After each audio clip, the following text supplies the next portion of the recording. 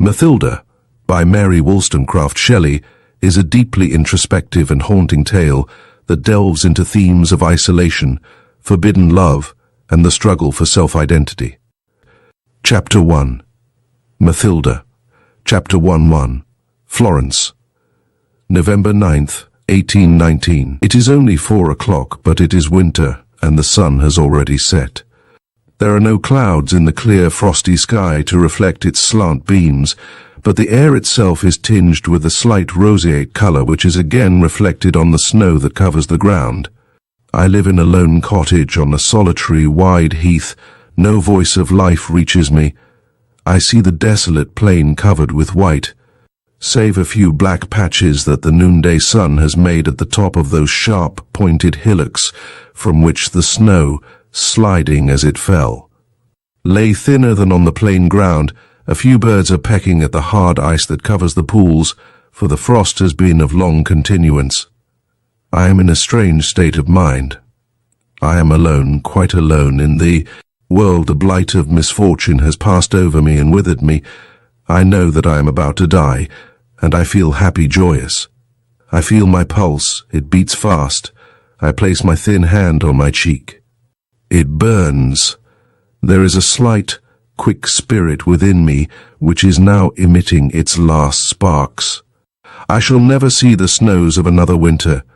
I do believe that I shall never again feel the vivifying warmth of another summer sun, and it is in this persuasion that I begin to write my tragic history. Perhaps a history such as mine had better die with me, but a feeling that I cannot define leads me on, and I am too weak both in body and mind to resist the slightest impulse.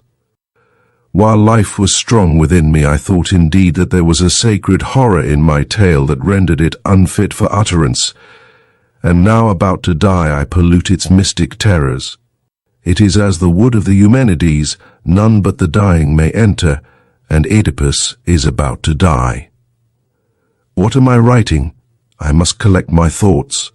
I do not know that any will peruse these pages except you, my friend, who will receive them at my death. I do not address them to you alone, because it will give me pleasure to dwell upon our friendship in a way that would be needless if you alone read what I shall write. I shall relate my tale, therefore, as if I wrote for strangers. You have often asked me the cause of my solitary life, my tears, and above all of my impenetrable and unkind silence. In life I dared not, in death I unveil the mystery. Others will toss these pages lightly over. To you, Woodville, kind, affectionate friend, they will be dear, the precious memorials of a heartbroken girl who, dying, is still warmed by gratitude towards you. Your tears will fall on the words that record my misfortunes, I know they will. And while I have life, I thank you for your sympathy. But enough of this. I will begin my tale. It is my last task, and I hope I have strength sufficient to fulfill it. I record no crimes. My faults may easily be pardoned, for they proceeded not from evil motive but from want of judgment. And I believe few would say that they could, by a different conduct and superior wisdom, have avoided the misfortunes to which I am the victim. My fate has been governed by necessity, a hideous necessity. It required hands stronger than mine, stronger, I do believe, than any human force to break the thick adamantine chain that has bound me. Once breathing nothing but joy, ever possessed by a warm love and delight in goodness, to misery only to be ended, and now about to be ended in death. But I forget myself, my tale is yet untold. I will pause a few moments, wipe my dim eyes, and endeavor to lose the present obscure but heavy feeling of unhappiness in the more acute emotions of the past. I was born in England. My father was a man of rank. He had lost his father early, and was educated by a weak mother with all the indulgence she thought due to a nobleman of wealth. He was sent to Eton and afterwards to college, and allowed from childhood the free use of large sums of money, thus enjoying from his earliest youth the independence which a boy with these advantages always acquires at a public school. Under the influence of these circumstances, his passions found a deep soil wherein they might strike their roots and flourish, either as flowers or weeds, as was their nature. By being always allowed to act for himself, his character became strongly and early marked, and exhibited a various surface on which a quick-sighted observer might see the seeds of virtues and of misfortunes. His careless extravagance, which made him squander immense sums of money to satisfy passing whims, which from their apparent energy he dignified with the name of passions, often displayed itself in unbounded generosity. Yet while he earnestly occupied himself about the wants of others, his own desires were gratified to their fullest extent. He gave his money, but none of his own wishes were sacrificed to his gifts. He gave his time, which he did not value, and his affections, which he was happy in any manner to have called into action. I do not say that if his own desires had been put in competition with those of others that he would have displayed undue selfishness, but this trial was never made. He was nurtured in prosperity and attended by all its advantages. Everyone loved him and wished to gratify him. He was ever employed in promoting the pleasures of his companions, but their pleasures were his, and if he bestowed more attention upon the feelings of others than is usual with schoolboys, it was because his social temper could never enjoy itself if every brow was not as free from care as his own. While at school, emulation and his own natural abilities made him hold a conspicuous rank in the forms among his equals. At college he discarded books. He believed that he had other lessons to learn than those which they could teach him. He was now to enter into life, and he was still young enough to consider study as a schoolboy shackle, employed merely to keep the unruly out of mischief, but as having no real connection with life, whose wisdom of riding gaming ANC he considered with far deeper interest, so he quickly entered into all college follies, although his heart was too well moulded to be contaminated by them. It might be light, but it was never cold. He was a sincere and sympathizing friend, but he had met with none who superior or equal to himself could aid him in unfolding his mind, or make him seek for fresh stores of thought by exhausting the old ones. He felt himself superior in quickness of judgment to those around him. His talents, his rank and wealth made him the chief of his party, and in that station he rested not only contented, but glorying, conceiving it to be the only ambition worthy for him to aim at in the world. By a strange narrowness of ideas he viewed all the world in connection only as it was or was not related to his little society. He considered queer and out of fashion all opinions that were exploded by his circle of intimates, and he became at the same time dogmatic and yet fearful of not coinciding with the only sentiments he could consider orthodox. To the generality of spectators, he appeared careless of censure, and with high disdain to throw aside all dependence on public prejudices. But at the same time that he strode with a triumphant stride over the rest of the world, he cowered with self-disguised lowliness to his own party. And although its chief never dared express an opinion or a feeling until he was assured that it would meet with the approbation of his companions, yet he had one secret hidden from these dear friends, a secret he had nurtured from his earliest years, and although he loved his fellow collegiates, he would not trust it to the delicacy or sympathy of anyone among them. He loved. He feared that the intensity of his passion might become the subject of their ridicule, and he could not bear that they should blaspheme it by considering that trivial and transitory which he felt was the life of his life. There was a gentleman of small fortune who lived near his family mansion, who had 3 lovely daughters. The eldest was far the most beautiful, but her beauty was only an addition to her other qualities. Her understanding was clear and strong, and her disposition angelically gentle. She and my father had been playmates from infancy. Diana, even in her childhood, had been a favorite with his mother. This partiality increased with the years of this beautiful and lively girl, and thus during his school and college vacations. They were perpetually together. Novels and all the various methods by which youth in civilized life are led to a knowledge of the existence of passions before they really feel them, had produced a strong effect on him who was so peculiarly susceptible of every impression.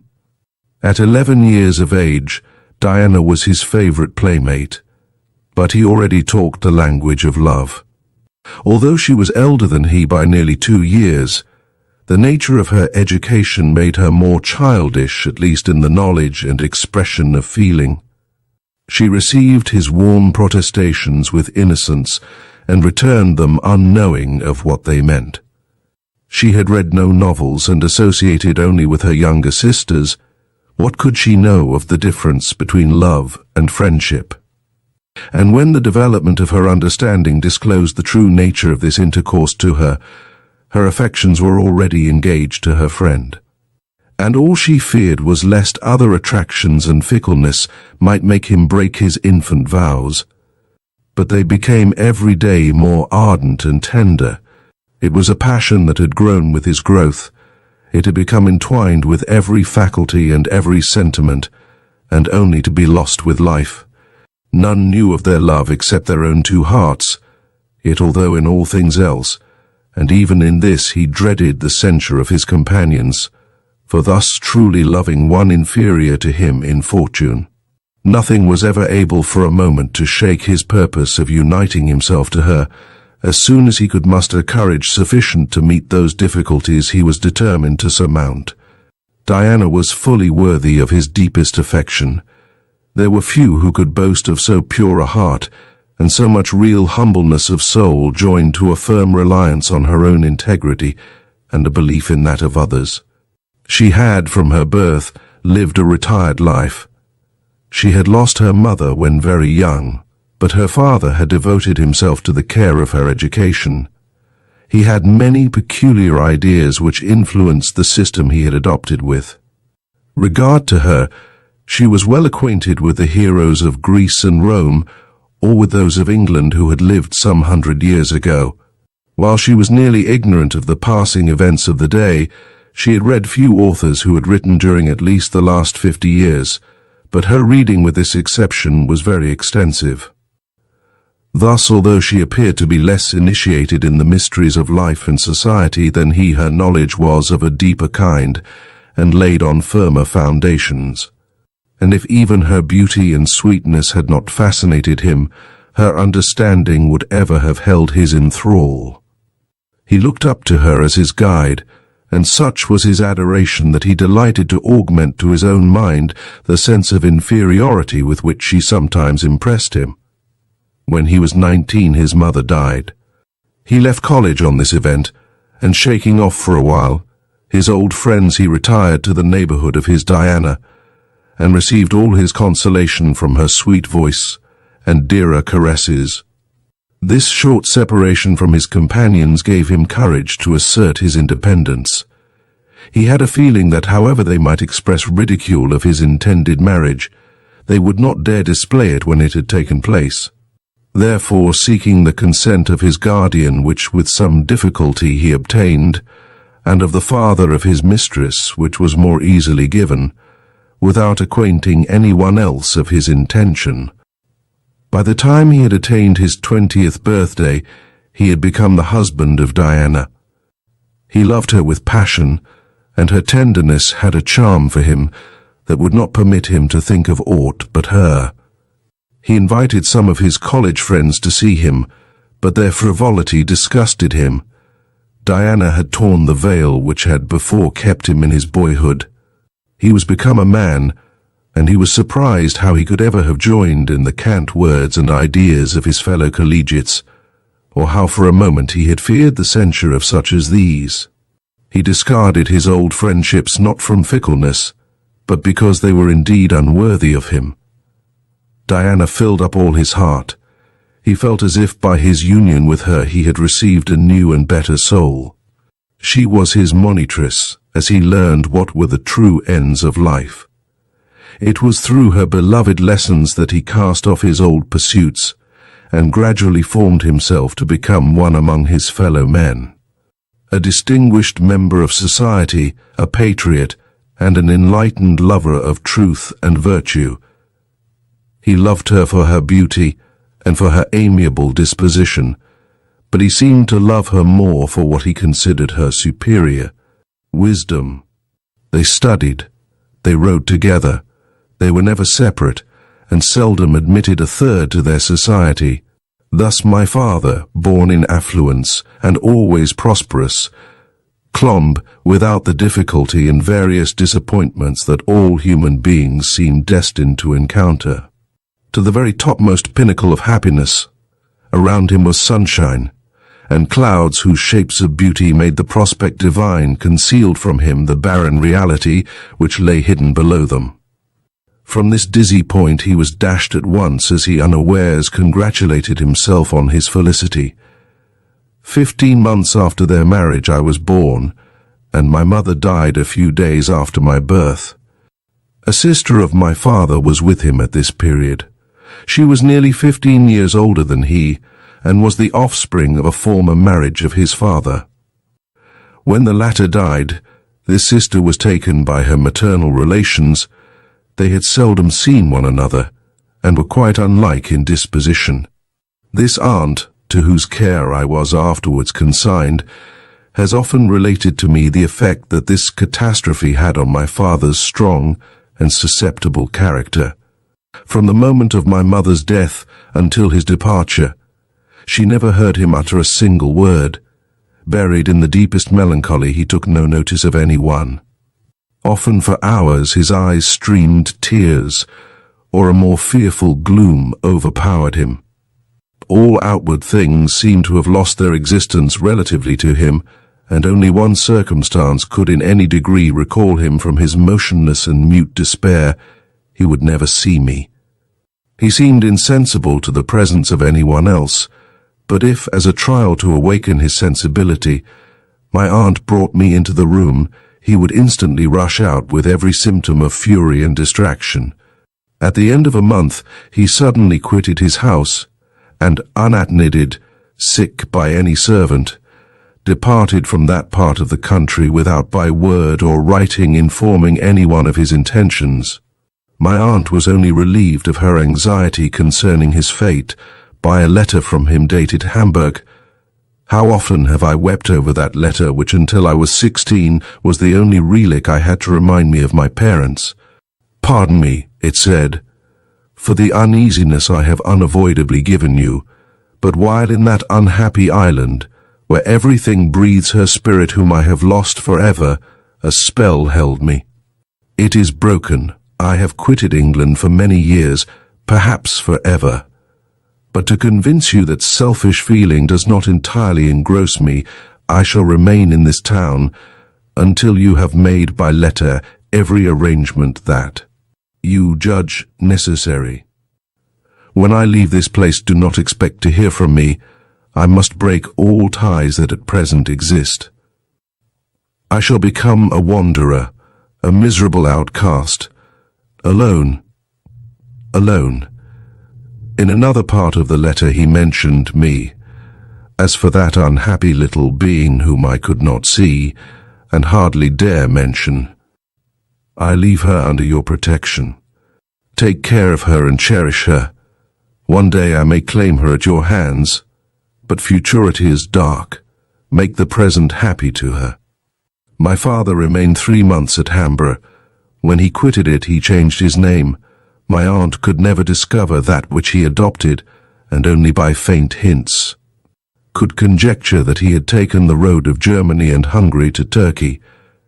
Thus this towering spirit, who had excited interest and high expectation in all who knew and could value him, became at once, as it were, extinct. He existed from this moment for himself only. His friends remembered him as a brilliant vision which would never again return to them. The memory of what he had been faded away as years passed, and he who before had been as a part of themselves and of their hopes was now no longer counted among the living. Chapter 1-2. I now come to my own story. During the early part of my life there is little to relate, and I will be brief, but I must be allowed to dwell a little on the years of my childhood, that it may be apparent how when one hope failed all life was to be a blank, and how when the only affection I was permitted to cherish was blasted, my existence was extinguished with it. I have said that my aunt was very unlike my father. I believe that without the slightest tinge of a bad heart she had the coldest that ever filled a human breast. It was totally incapable of any affection. She took me under her protection because she considered it her duty, but she had too long lived alone and undisturbed by the noise and prattle of children to allow that I should disturb her quiet. She had never been married, and for the last 5 years had lived perfectly alone on an estate that had descended to her through her mother on the shores of Loch Lomond in Scotland. My father had expressed a wish in his letters that she should reside with me at his family mansion, which was situated in a beautiful country near Richmond in Yorkshire. She would not consent to this proposition, but as soon as she had arranged the affairs which her brother's departure had caused to fall to her care, she quitted England and took me with her to her Scotch estate. The care of me while a baby, and afterwards until I had reached my 8th year, devolved on a servant of my mother's who had accompanied us in our retirement for that purpose. I was placed in a remote part of the house and only saw my aunt at stated hours. These occurred twice a day. Once about noon she came to my nursery, and once after her dinner I was taken to her. She never caressed me, and seemed all the time I stayed in the room to fear that I should annoy her by some childish freak. My good nurse always schooled me with the greatest care before she ventured into the parlour, and the awe my aunt's cold looks and few constrained words inspired was so great that I seldom disgraced her lessons, or was betrayed from the exemplary stillness which I was taught to observe during these short visits. Under my good nurse's care, I ran wild about our park and the neighbouring fields, the offspring of the deepest love I displayed from my earliest years, the greatest sensibility of disposition. I cannot say with what passion I loved everything, even the inanimate objects that surrounded me. I believe that I bore an individual attachment to every tree in our park.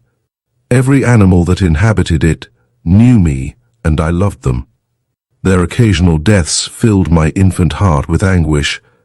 I cannot number the birds that I have saved during the long and severe winters of that climate, or the hares and rabbits that I have defended from the attacks of our dogs, or have nursed when accidentally wounded. When I was 7 years of age, my nurse left me. I now forget the cause of her departure, if indeed I ever knew it. She returned to England, and the bitter tears she shed at parting were the last I saw flow for love of me for many years. My grief was terrible. I had no friend but her in the whole world. By degrees I became reconciled to solitude, but no one supplied her place in my affections. I lived in a desolate country where there were none to praise and very few to love. It is true that I now saw a little more of my aunt, but she was in every way an unsocial being, and to a timid child she was as a plant beneath a thick covering of ice. I should cut my hands in endeavouring to get at it. So I was entirely thrown upon my own resources. The neighbouring minister was engaged to give me lessons in reading, writing, and French, but he was without family, and his manners even to me were always perfectly characteristic of the profession in the exercise of whose functions he chiefly shone, that of a schoolmaster. I sometimes strove to form friendships with the most attractive of the girls who inhabited the neighbouring village, but I believe I should never have succeeded, even had not my aunt interposed her authority to prevent all intercourse between me and the peasantry, for she was fearful lest I should acquire the Scotch accent and dialect. A little of it I had, although great pains was taken that my tongue should not disgrace my English origin. As I grew older, my liberty increased with my desires, and my wanderings extended from our park to the neighboring country. Our house was situated on the shores of the lake, and the lawn came down to the water's edge. I rambled amidst the wild scenery of this lovely country, and became a complete mountaineer. I passed hours on the steep brow of a mountain that overhung a waterfall, or rowed myself in a little skiff to some one of the islands. I wandered forever about these lovely solitudes, gathering flower after flower onde era pinta tutta la mia viab, singing as I might the wild melodies of the country, or occupied by pleasant daydreams. My greatest pleasure was the enjoyment of a serene sky amidst these verdant woods. Yet I loved all the changes of nature, and rain and storm, and the beautiful clouds of heaven brought their delights with them. When rocked by the waves of the lake, my spirits rose in triumph, as a horseman feels with pride the motions of his high-fed steed. But my pleasures arose from the contemplation of nature alone.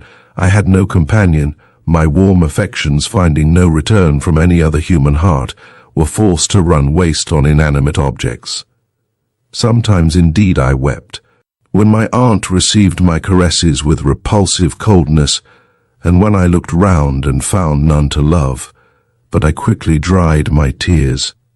As I grew older, books in some degree supplied the place of human intercourse.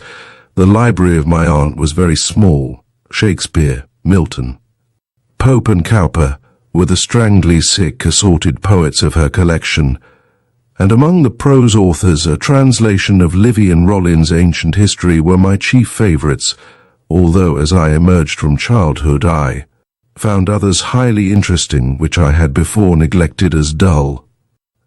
When I was 12 years old, it occurred to my aunt that I ought to learn music. She herself played upon the harp. It was with great hesitation that she persuaded herself to undertake my instruction, yet believing this accomplishment a necessary part of my education, and balancing the evils of this measure, or of having someone in the house to instruct me, she submitted to the inconvenience. A harp was sent for that my playing might not interfere with hers, and I began. She found me a docile, and when I had conquered the first rudiments, a very apt scholar. I had acquired in my harp a companion in rainy days, a sweet soother of my feelings when any untoward accident ruffled them. I often addressed it as my only friend. I could pour forth to it my hopes and loves, and I fancied that its sweet accents answered me. I have now mentioned all my studies. I was a solitary being, and from my infant years, ever since my dear nurse left me, I had been a dreamer. I brought Rosalind and Miranda and the Lady of Comus to life to be my companions, or on my isle, acted over their parts, imagining myself to be in their situations. Then I wandered from the fancies of others, and formed affections and intimacies with the aerial creations of my own brain, but still clinging to reality, I gave a name to these conceptions and nursed them in the hope of realization.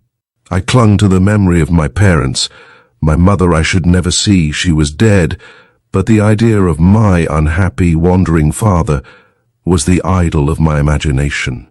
I bestowed on him all my affections. There was a miniature of him that I gazed on continually. I copied his last letter and read it again and again. Sometimes it made me weep, and at other times I repeated with transport those words, "One day I may claim her at your hands." I was to be his consoler, his companion in after years. My favorite vision was that when I grew up I would leave my aunt, whose coldness lulled my conscience, and disguised like a boy I would seek my father through the world. My imagination hung upon the scene of recognition, his miniature, which I should continually wear exposed on my breast, would be the means, and I imaged the moment to my mind 1,000 and 1,000 times, perpetually varying the circumstances. Sometimes it would be in a desert, in a populous city, at a ball, we should perhaps meet in a vessel, and his first words constantly were, "My daughter, I love thee." What ecstatic moments have I passed in these dreams, how many tears I have shed, how often have I laughed aloud. This was my life for 16 years. At 14 and 15, I often thought that the time was come when I should commence my pilgrimage, which I had cheated my own mind into believing was my imperious duty. But a reluctance to quit my aunt, a remorse for the grief which I could not conceal from myself, I should occasion her forever withheld me. Sometimes, when I had planned the next morning for my escape, a word of more than usual affection from her lips made me postpone my resolution. I reproached myself bitterly for what I called a culpable weakness, but this weakness returned upon me whenever the critical moment approached, and I never found courage to depart. 14 Chapter 1. It was on my 16th birthday that my aunt received a letter from my father. I cannot describe the tumult of emotions that arose within me as I read it. It was dated from London. He had returned. I could only relieve my transports by tears of unmingled joy. He had returned, and he wrote to know whether my aunt would come to London, or whether he should visit her in Scotland. How delicious to me were the words of his letter that concerned me. "I cannot tell you," it said, "how ardently I desire to see my Mathilda. I look on her as the creature who will form the happiness of my future life. She is all that exists on earth that interests me. I can hardly prevent myself from hastening immediately to you, but I am necessarily detained a week, and I write, because if you come here, I may see you somewhat sooner." I read these words with devouring eyes. I kissed them, wept over them, and exclaimed, "He will love me." My aunt would not undertake so long a journey, and in a fortnight we had another letter from my father. It was dated Edinburgh. He wrote that he should be with us in 3 days. As he approached his desire of seeing me, he said, became more and more ardent, and he felt that the moment when he should first clasp me in his arms would be the happiest of his life. How irksome were these 3 days to me! All sleep and appetite fled from me. I could only read and reread his letter, and in the solitude of the woods imagine the moment of our meeting. On the eve of the 3rd day I retired early to my room. I could not sleep, but paced all night about my chamber, and as you may in Scotland at midsummer, watched the crimson track of the sun as it almost skirted the northern horizon. At daybreak I hastened to the woods. The hours passed on while I indulged in wild dreams that gave wings to the slothful steps of time and beguiled my eager impatience. My father was expected at noon, but when I wished to return to meet him, I found that I had lost my way. It seemed that in every attempt to find it, I only became more involved in the intricacies of the woods, and the trees hid all trace by which I might be guided. I grew impatient. I wept, sick, and wrung my hands, but still I could not discover my path. It was past 2 o'clock when by a sudden turn I found myself close to the lake near a cove where a little skiff was moored. It was not far from our house, and I saw my father and aunt walking on the lawn. I jumped into the boat, and well accustomed to such feats, I pushed it from shore and exerted all my strength to row swiftly across. As I came, dressed in white, covered only by my tartan Russian, my hair streaming on my shoulders, and shooting across with greater speed than it could be supposed I could give to my boat. My father has often told me that I looked more like a spirit than a human maid. I approached the shore. My father held the boat. I leapt lightly out, and in a moment was in his arms. And now I began to live. All around me was changed from a dull uniformity to the brightest scene of joy and delight. The happiness I enjoyed in the company of my father far exceeded my sanguine expectations. We were forever together, and the subjects of our conversations were inexhaustible. He had passed the 16 years of absence among nations nearly unknown to Europe. He had wandered through Persia, Arabia, and the north of India, and had penetrated among the habitations of the natives with a freedom permitted to few Europeans. His relations of their manners, his anecdotes and descriptions of scenery whiled away delicious hours when we were tired of talking of our own plans of future life. The voice of affection was so new to me that I hung with delight upon his words when he told me what he had felt concerning me during these long years of apparent forgetfulness. At first, said he, I could not bear to think of my poor little girl, but afterwards, as grief wore off and hope again revisited me, I could only turn to her, and amidst cities and deserts her little fairy form, such as I imagined it, forever flitted before me. The northern breeze, as it refreshed me, was sweeter and more balmy, for it seemed to carry some of your spirit along with it. I often thought that I would instantly return and take you along with me to some fertile island where we should live at peace forever. As I returned, my fervent hopes were dashed by so many fears. My impatience became in the highest degree painful. I dared not think that the sun should shine and the moon rise not on your living form but on your grave. But no, it is not so. I have my Mathilda, my consolation, and my hope. My father was very little changed from what he described himself to be before his misfortunes. It is intercourse with civilized society. It is the disappointment of cherished hopes, the falsehood of friends, or the perpetual clash of mean passions that changes the heart and damps the ardor of youthful feelings.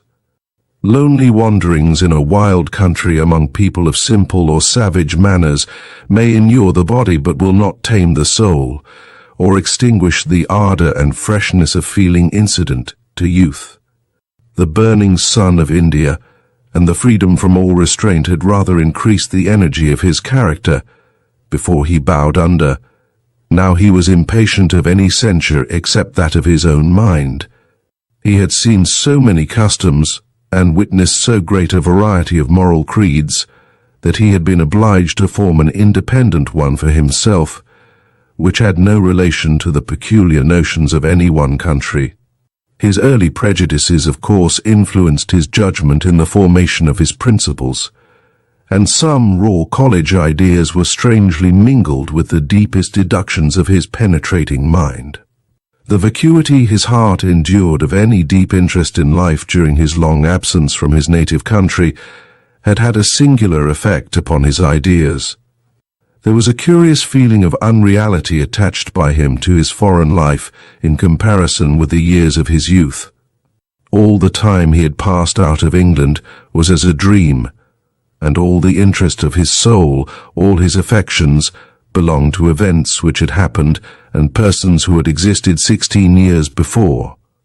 It was strange when you heard him talk to see how he passed over this lapse of time as a night of visions, while the remembrances of his youth, standing separate as they did from his afterlife, had lost none of their vigor.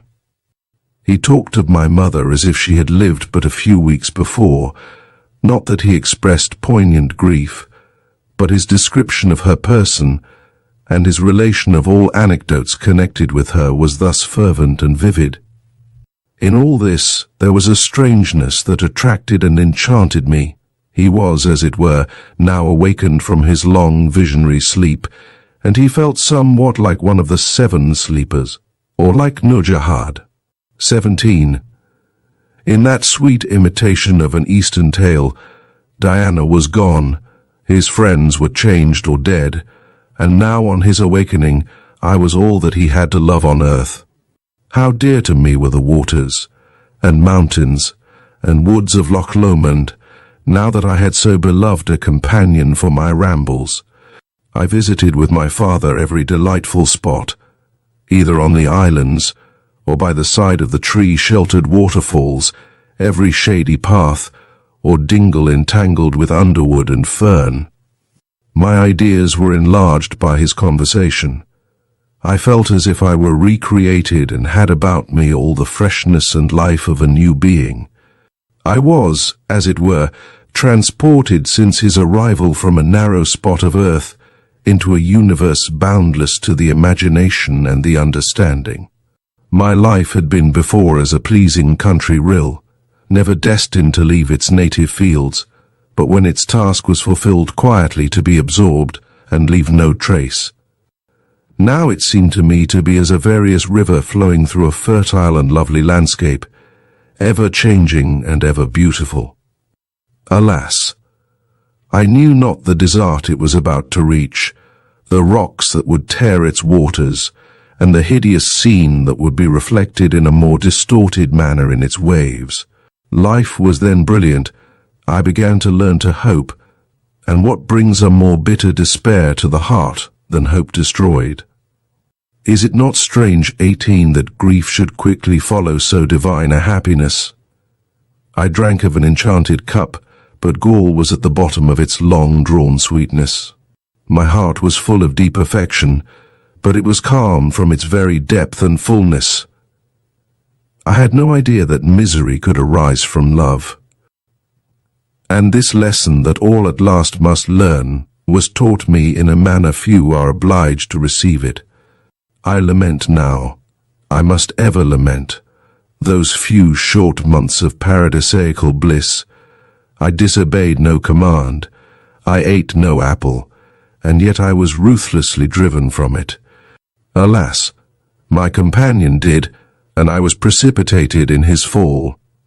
But I wander from my relation. Let woe come at its appointed time. I may at this stage of my story still talk of happiness. 3 months passed away in this delightful intercourse, when my aunt fell ill. I passed a whole month in her chamber nursing her, but her disease was mortal and she died, leaving me for some time inconsolable. Death is so dreadful to the living. The chains of habit are so strong, even when affection does not link them, that the heart must be agonized when they break. But my father was beside me to console me and to drive away bitter memories by bright hopes.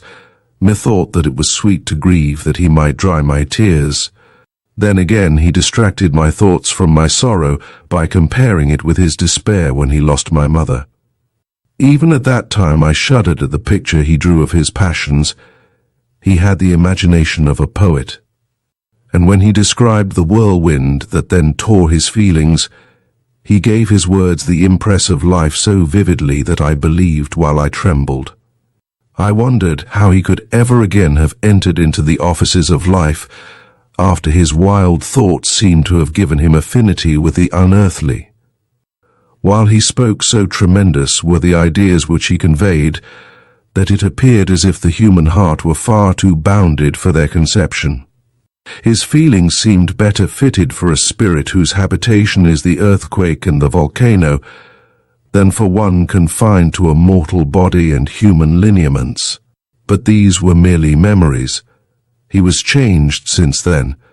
He was now all love, all softness, and when I raised my eyes in wonder at him as he spoke, the smile on his lips told me that his heart was possessed by the gentlest passions.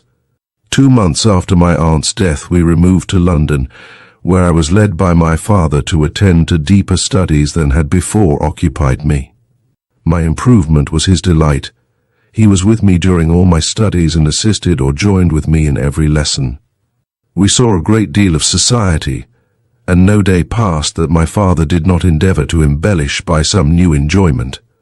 The tender attachment that he bore me, and the love and veneration with which I returned it, cast a charm over every moment.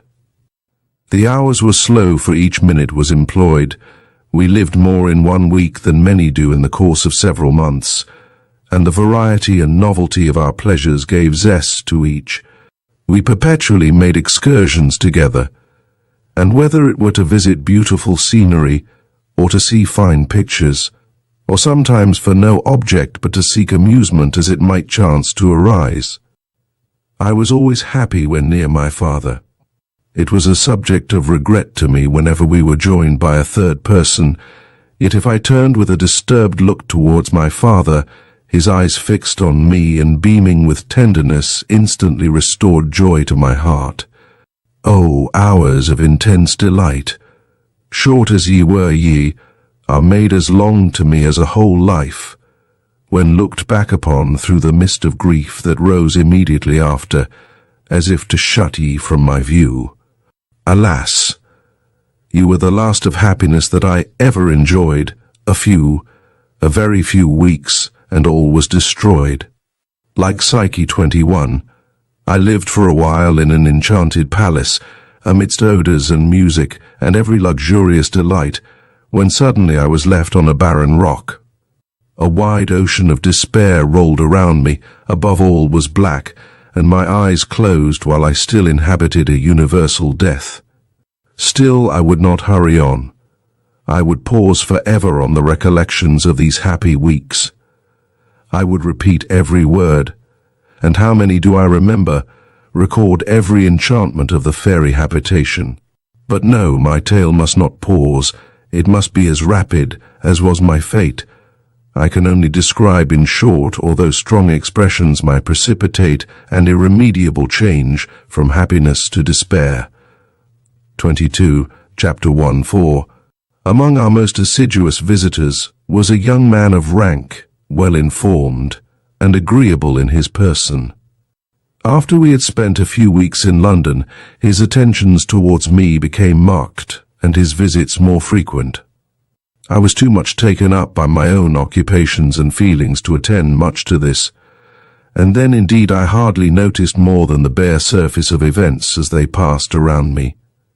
But I now remember that my father was restless and uneasy whenever this person visited us, and when we talked together watched us with the greatest apparent anxiety, although he himself maintained a profound silence.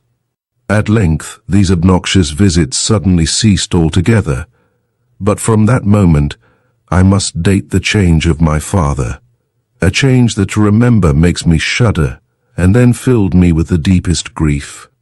There were no degrees which could break my fall from happiness to misery.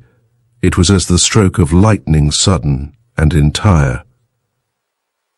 Alas! I now met frowns where before I had been welcomed only with smiles. He, my beloved father, shunned me, and either treated me with harshness or a more heartbreaking coldness.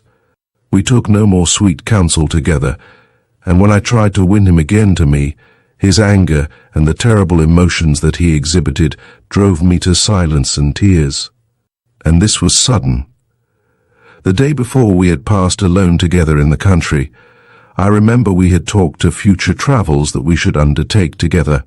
There was an eager delight in our tones and gestures that could only spring from deep and mutual love joined to the most unrestrained confidence.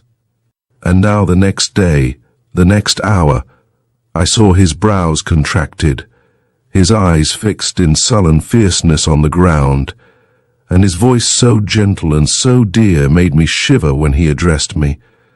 Often, when my wandering fancy brought by its various images now consolation, and now aggravation of grief to my heart. 24.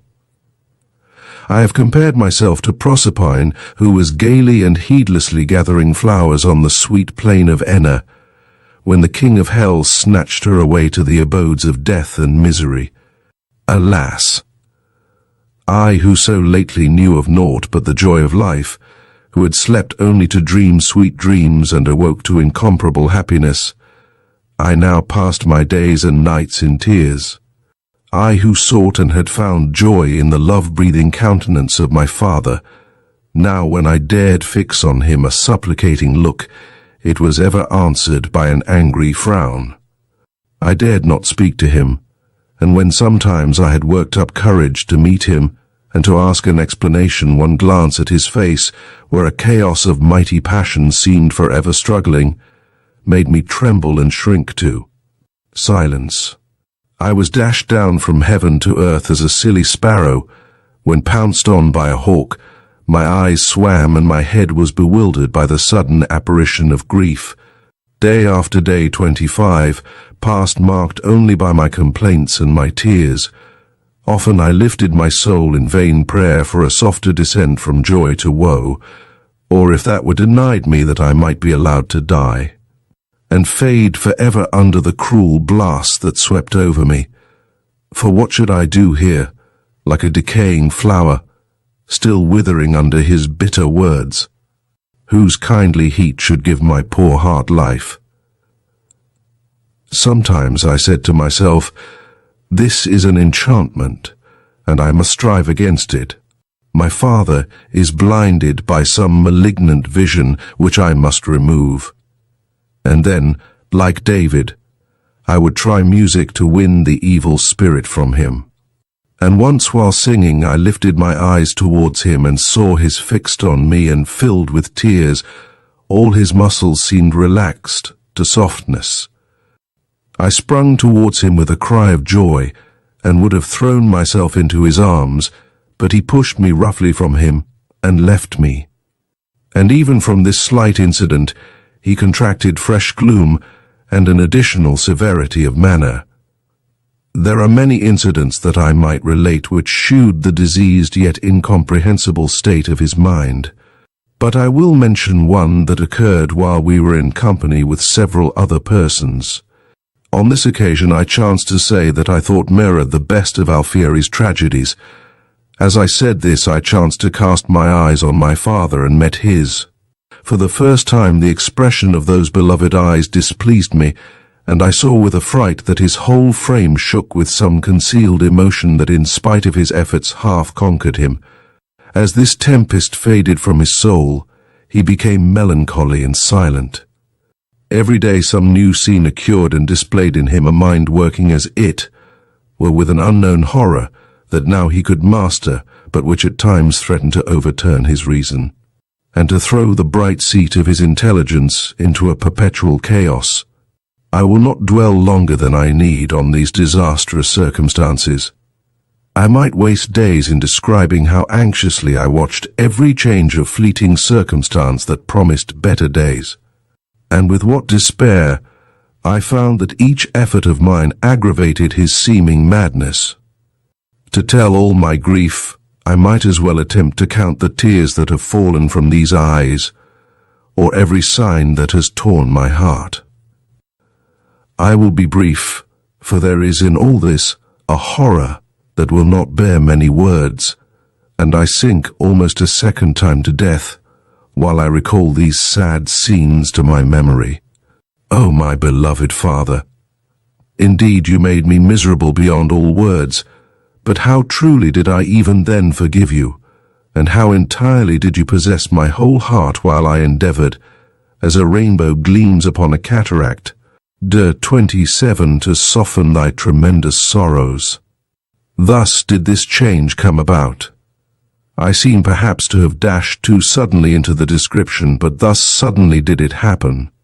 In one sentence I have passed from the idea of unspeakable happiness to that of unspeakable grief, but they were thus closely linked together. We had remained 5 months in London, 3 of joy and 2 of sorrow. My father and I were now seldom alone, or if we were, he generally kept silence with his eyes fixed on the ground, the dark full orbs in which before I, delighted to read all sweet and gentle feeling, shadowed from my sight by their lids and the long lashes that fringed them. When we were in company, he affected gaiety, but I wept to hear his hollow laugh begun by an empty smile, and often ending in a bitter sneer, such as never before this fatal period had wrinkled his lips. When others were there, he often spoke to me, and his eyes perpetually followed my slightest motion. His accents whenever he addressed me were cold and constrained, although his voice would tremble when he perceived that my full heart choked the answer to words proffered with a mien yet new to me. But days of peaceful melancholy were of rare occurrence. They were often broken in upon by gusts of passion that drove me as a weak boat on a stormy sea to seek a cove for shelter. But the winds blew from my native harbour, and I was cast far, far out, until shattered I perished when the tempest had passed and the sea was apparently calm. I do not know that I can describe his emotions. Sometimes he only betrayed them by a word or gesture, and then retired to his chamber, and I crept as near it as I dared and listened with fear to every sound. Yet still more dreading a sudden silence, dreading, I knew not what, but ever full of fear. It was after one tremendous day when his eyes had glared on me like lightning, and his voice, sharp and broken, seemed unable to express the extent of his emotion, that in the evening when I was alone, he joined me with a calm countenance, and not noticing my tears, which I quickly dried when he approached, told me that in 3 days that sick, he intended to remove with me to his estate in Yorkshire, and bidding me prepare, left me hastily, as if afraid of being questioned. This determination on his part indeed surprised me. This estate was that which he had inhabited in childhood, and near which my mother resided while a girl. This was the scene of their youthful loves, and where they had lived after their marriage. In happier days my father had often told me that however he might appear weaned from his widow's sorrow, and free from bitter recollections elsewhere, yet he would never dare visit the spot where he had enjoyed her society, or trust himself to see the rooms that so many years ago they had inhabited together, her favourite walks and the gardens, the flowers of which she had delighted to cultivate. And now, while he suffered intense misery, he determined to plunge into still more intense, and strove for greater emotion than that which already tore him. I was perplexed, and most anxious to know what this portended. What could it portend but ruin? I saw little of my father during this interval, but he appeared calmer, although not less unhappy than before. On the morning of the 3rd day, he informed me that he had determined to go to Yorkshire first alone, and that I should follow him in a fortnight unless I heard anything from him in the meantime that should contradict this command. He departed the same day, and 4 days afterwards I received a letter from his steward telling me in his name to join him with as little delay as possible. After travelling day and night, I arrived with an anxious yet a hoping heart, for why should he send for me, if it were only to avoid me, and to treat me with the apparent aversion that he had in London? I met him at the distance of 30 miles from our mansion. His demeanour was sad. For a moment he appeared glad to see me, and then he checked himself as if unwilling to betray his feelings. He was silent during our ride, yet his manner was kinder than before, and I thought I beheld a softness in his eyes that gave me hope. When we arrived, after a little rest, he led me over the house and pointed out to me the rooms which my mother had inhabited. Although more than 16 years had passed since her death, nothing had been changed. Her work-box, her writing desk was still there, and in her room a book lay open on the table as she had left it. My father pointed out these circumstances with a serious and unaltered mien, only now and then fixing his deep and liquid eyes upon me. There was something strange and awful in his look that overcame me, and in spite of myself I wept, nor did he attempt to console me, but I saw his lips quiver, and the muscles of his countenance seemed convulsed. We walked together in the gardens, and in the evening, when I would have retired, he asked me to stay and read to him, and first said, "When I was last here your mother read Dante to me, you shall go on where she left off." And then in a moment he said, "No, that must not be. You must not read Dante. Do you choose a book?" I took up Spencer, and read the Descent of Sir Guyon to the Halls of Avarice. While he listened, his eyes fixed on me, in sad, profound silence. I heard the next morning from the steward that upon his arrival he had been in a most terrible state of mind. He had passed the first night in the garden, lying on the damp grass. He did not sleep, but groaned perpetually. "Alas," said the old man, who gave me this account with tears in his eyes, "it wrings my heart to see my lord in this state. When I heard that he was coming down here with you, my young lady, I thought we should have the happy days over again that we enjoyed during the short life of my lady your mother, but that would be too much happiness for us. Poor creatures born to tears, and that was why she was taken from us so soon. She was too beautiful and good for us.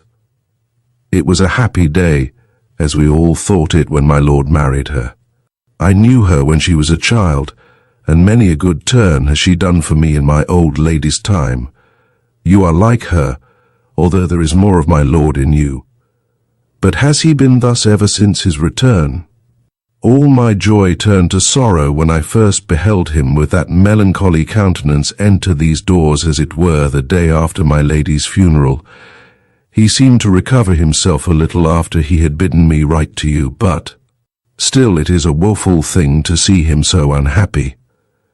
These were the feelings of an old faithful servant, what must be those of an affectionate daughter. Alas! Even then my heart was almost broken. We spent 2 months together in this house. My father spent the greater part of his time with me. He accompanied me in my walks, listened to my music, and leant over me as I read or painted. When he conversed with me, his manner was cold and constrained. His eyes only seemed to speak, and as he turned their black, full lustre towards me, they expressed a living sadness. There was something in those dark, deep orbs so liquid and intense that even in happiness I could never meet their full gaze that mine did not overflow. Yet it was with sweet tears. Now there was a depth of affliction in their gentle appeal that rent my heart with sympathy. They seemed to desire peace for me, for himself a heart patient to suffer. A craving for sympathy, yet a perpetual self-denial. It was only when he was absent from me that his passion subdued him, that he clenched his hands, knit his brows, and with haggard looks called for death to his despair, raving wildly, until exhausted he sank down, nor was revived, until I joined him. While we were in London, there was a harshness and sullenness in his sorrow, which had now entirely disappeared. There I shrunk and fled from him. Now I only wished to be with him that I might soothe him to peace. When he was silent, I tried to divert him, and when sometimes I stole to him during the energy of his passion, I wept but did not desire to leave him. Yet he suffered fearful agony. During the day he was more calm, but at night when I could not be with him, he seemed to give the reins to his grief. He often passed his nights either on the floor in my mother's room or in the garden, and when in the morning he saw me view with poignant grief his exhausted frame, and his person languid almost to death with watching, he wept. But during all this time he spoke no word by which I might guess the cause of his unhappinesses. If I ventured to inquire, he would either leave me or press his finger on his lips, and with a deprecating look that I could not resist, turn away. If I wept, he would gaze on me in silence, but he was no longer harsh, and although he repulsed every caress, yet it was with gentleness. He seemed to cherish a mild grief and softer emotions. Although sad as a relief from despair, he contrived in many ways to nurse his melancholy as an antidote to wilder passion. He perpetually frequented the walks that had been favourites with him. When he and my mother wandered together talking of love and happiness, he collected every relic that remained of her, and always sat opposite her picture, which hung in the room, fixing on it a look of sad despair, and all this was done in a mystic and awful silence. If his passion subdued him, he locked himself in his room, and at night when he wandered restlessly about the house, it was when every other creature slept. It may easily be imagined that I wearied myself with conjecture to guess the cause of his sorrow. The solution that seemed to me the most probable was that during his residence in London he had fallen in love with some unworthy person, and that his passion mastered him although he would not gratify it. He loved me too well to sacrifice me to this inclination, and that he had now visited this house, that by reviving the memory of my mother, whom he so passionately adored, he might weaken the present impression. This was possible, but it was a mere conjecture unfounded on any fact. Could there be guilt in it? He was too upright and noble to do aught that his conscience would not approve. I did not yet know of the crime there may be in involuntary feeling, and therefore ascribed his tumultuous starts and gloomy looks wholly to the struggles of his mind, and not any, as they were partly due to the worst fiend of all remorse. But still do I flatter myself that this would have passed away. His paroxysms of passion were terrific, but his soul bore him through them triumphant, though almost destroyed by victory. But the day would finally have been won had not I, foolish and presumptuous wretch, hurried him on until there was no recall, no hope. My rashness gave the victory in this dreadful fight to the enemy who triumphed over him as he lay fallen and vanquished. I alone was the cause of his defeat, and justly did I pay the fearful penalty. I said to myself, let him receive sympathy, and these struggles will cease. Let him confide his misery to another heart, and half the weight of it will be lightened. I will win him to me. He shall not deny his grief to me, and when I know his secret, then will I pour a balm into his soul, and again I shall enjoy the ravishing delight of beholding his smile, and of again seeing his eyes beam, if not with pleasure, at least with gentle love and thankfulness. This will I do, I said. Half I accomplished, I gained his secret, and we were both lost forever. Chapter 15. Nearly a year had passed since my father's return, and the seasons had almost finished their round. It was now the end of May. The woods were clothed in their freshest verdure, and the sweet smell of the new mown grass was in the fields. I thought that the balmy air and the lovely face of nature might aid me in inspiring him with mild sensations, and give him gentle feelings of peace and love preparatory to the confidence I determined to win from him. I chose therefore the evening of one of these days for my attempt.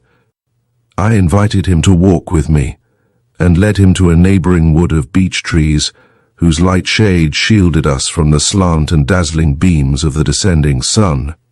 After walking for some time in silence, I seated myself. With him on a mossy hillock, it is strange, but even now I seem to see the spot.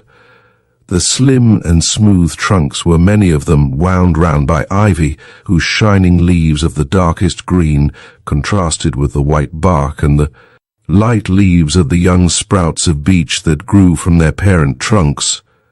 The short grass was mingled with moss, and was partly covered by the dead leaves of the last autumn, that driven by the winds had here and there collected in little hillocks.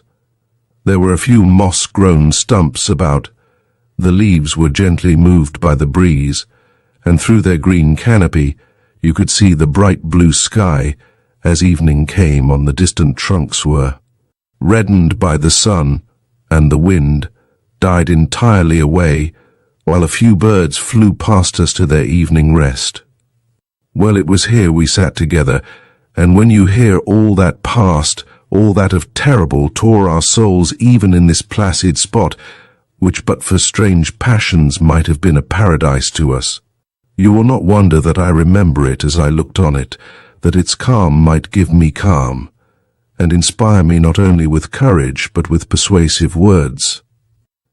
I saw all these things, and in a vacant manner noted them in my mind 31, while I endeavored to arrange my thoughts in fitting order for my attempt. My heart beat fast as I worked myself up to speak to him, for I was determined not to be repulsed, but I trembled to imagine what effect my words might have on him. At length, with much hesitation, I began. Your kindness to me, my dearest father, and the excessive affection that you had for me when you first returned, will, I hope, excuse me in your eyes that I dare speak to you, although with the tender affection of a daughter, yet also with the freedom of a friend and equal. But pardon me, I entreat you, and listen to me. Do not turn away from me. Do not be impatient. You may easily intimidate me into silence, but my heart is bursting. Nor can I willingly consent to endure, for one moment longer, the agony of uncertitude, which for the last 4 months has been my portion. Listen to me, dearest friend, and permit me to gain your confidence. Are the happy days of mutual love which have passed to be to me as a dream never to return? Alas, you have a secret grief that destroys us both, but you must permit me to win this secret from you. Tell me, can I do nothing? You well know that on the whole earth there is no sacrifice that I would not make, no labor that I would not undergo with the mere hope that I might bring you ease. But if no endeavor on my part can contribute to your happiness, let me at least know your sorrow. And surely my earnest love and deep sympathy must soothe your despair. I fear that I speak in a constrained manner. My heart is overflowing with the ardent desire I have of bringing calm once more to your thoughts and looks. But I fear to aggravate your grief, or to raise that in you which is death to me, anger and distaste. Do not then continue to fix your eyes on the earth.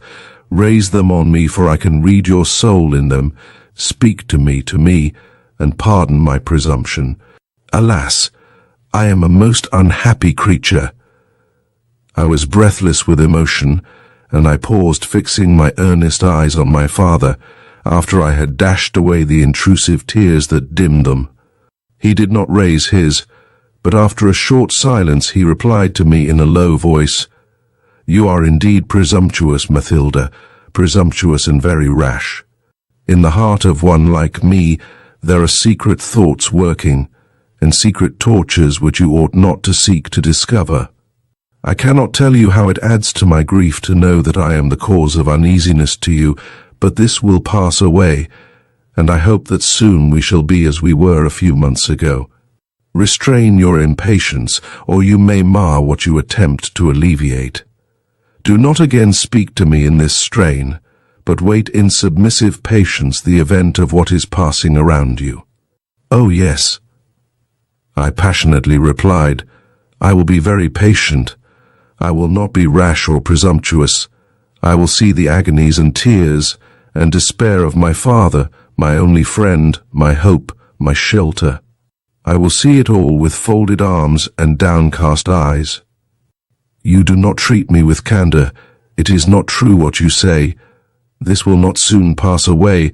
It will last forever if you deign not to speak to me, to admit my consolations. Dearest, dearest father, pity me and pardon me. I entreat you, do not drive me to despair. Indeed, I must not be repulsed. There is one thing that which sick, although it may torture me to know, yet that you must tell me. I demand, and most solemnly, I demand, if in any way I am the cause of your unhappiness. Do you not see my tears, which I in vain strive against you? Hear unmoved my voice broken by sobs, feel how my hand trembles. My whole heart is in the words I speak, and you must not endeavor to silence me by mere words barren of meaning. The agony of my doubt hurries me on, and you must reply. I beseech you, by your former love for me now lost, I adjure you to answer that one question. Am I the cause of your grief?" He raised his eyes from the ground, but still turning them away from me, said, "Besought by that plea, I will answer your rash question. Yes, you are the soul, the agonizing cause of all I suffer, of all I must suffer until I die. Now beware. Be silent. Do not urge me to your destruction. I am struck by the storm, rooted up, laid waste. But you can stand against it. You are young and your passions are at peace. One word I might speak, and then you would be implicated in my destruction. Yet that word is hovering on my lips. Oh, there is a fearful chasm, but I adjure you to beware." "Ah, dearest friend," I cried, "do not fear. Speak that word. It will bring peace, not death. If there is a chasm, our mutual love will give us wings to pass it, and we shall find flowers, and verdure, and delight on the other side. I threw myself at his feet and took his hand. Yes, speak, and we shall be happy. There will no longer be doubt, no dreadful uncertainty, trust me. My affection will soothe your sorrow. Speak that word and all danger will be past, and we shall love each other as before, and forever. He snatched his hand from me, and rose in violent disorder. What do you mean? You know not what you mean. Why do you bring me out, and torture me, and tempt me, and kill me? Much happier would it be for you, and for me, if in your frantic curiosity you tore my heart from my breast, and tried to read its secrets in it as its life's. Blood was dropping from it. Thus you may console me by reducing me to nothing but your words I cannot bear. Soon they will make me mad, quite mad, and then I shall utter strange words, and you will believe them, and we shall be both lost forever. I tell you I am on the very verge of insanity. Why, cruel girl, do you drive me on? You will repent, and I shall die. When I repeat his words, I wonder at my pertinacious folly. I hardly know what feelings resistlessly impelled me. I believe it was that, coming out with a determination not to be repulsed, I went right forward to my object without well weighing his replies. I was led by passion and drew him with frantic heedlessness into the abyss that he so fearfully avoided. I replied to his terrific words. You fill me with affright, it is true, dearest father, but you only confirm my resolution to put an end to this state of doubt. I will not be put off thus. Do you think that I can live thus fearfully from day to day, the sword in my bosom, yet kept from its mortal wound by a hair? A word! I demand that dreadful word. Though it be as a flash of lightning to destroy me, speak it. Alas, alas, what am I become? But a few months have elapsed since I believed that I was all the world to you, and that there was no happiness or grief for you on earth unshared by your Mathilda, your child. That happy time is no longer, and what I most dreaded in this world is come upon me. In the despair of my heart I see what you cannot conceal. You no longer love me. I adjure you, my father, has not an unnatural passion seized upon your heart? Am I not the most miserable worm that crawls? Do I not embrace your knees, and you most cruelly repulse me? I know it, I see it, you hate me. I was transported by violent emotion, and rising from his feet, at which I had thrown myself, I leant against a tree, wildly raising my eyes to heaven. He began to answer with violence. Yes, yes, I hate you. You are my bane, my poison, my disgust. Oh, no. And then his manner changed, and fixing his eyes on me with an expression that convulsed every nerve and member of my frame, you are none of all these. You are my light, my only one, my life. My daughter, I love you. The last words died away in a hoarse whisper, but I heard them and sunk on the ground. Covering my face and almost dead with excess of sickness and fear, a cold perspiration covered my forehead and I shivered in every limb, but he continued, clasping his hands with a frantic gesture. Now I have dashed from the top of the rock to the bottom. Now I have precipitated myself down the fearful chasm. The danger is over. She is alive. Oh, Mathilda, lift up those dear eyes in the light of which I live. Let me hear the sweet tones of your beloved voice in peace and calm.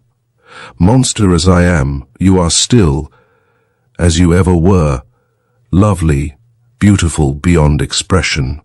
What I have become since this last moment I know not. Perhaps I am changed in mien as the fallen archangel. I do believe I am, for I have surely a new soul within me, and my blood riots through my veins. I am burnt up with fever. But these are precious moments. Devil as I am become, yet that is my Mathilda before me, whom I love as one was never before loved. And she knows it now. She listens to these words which I thought, fool as I was, would blast her to death. Come, come, the worst is past, no more grief, tears or despair. Were not those the words you uttered? We have leapt the chasm I told you of, and now, mark me, Mathilda, we are to find flowers and verdure and delight.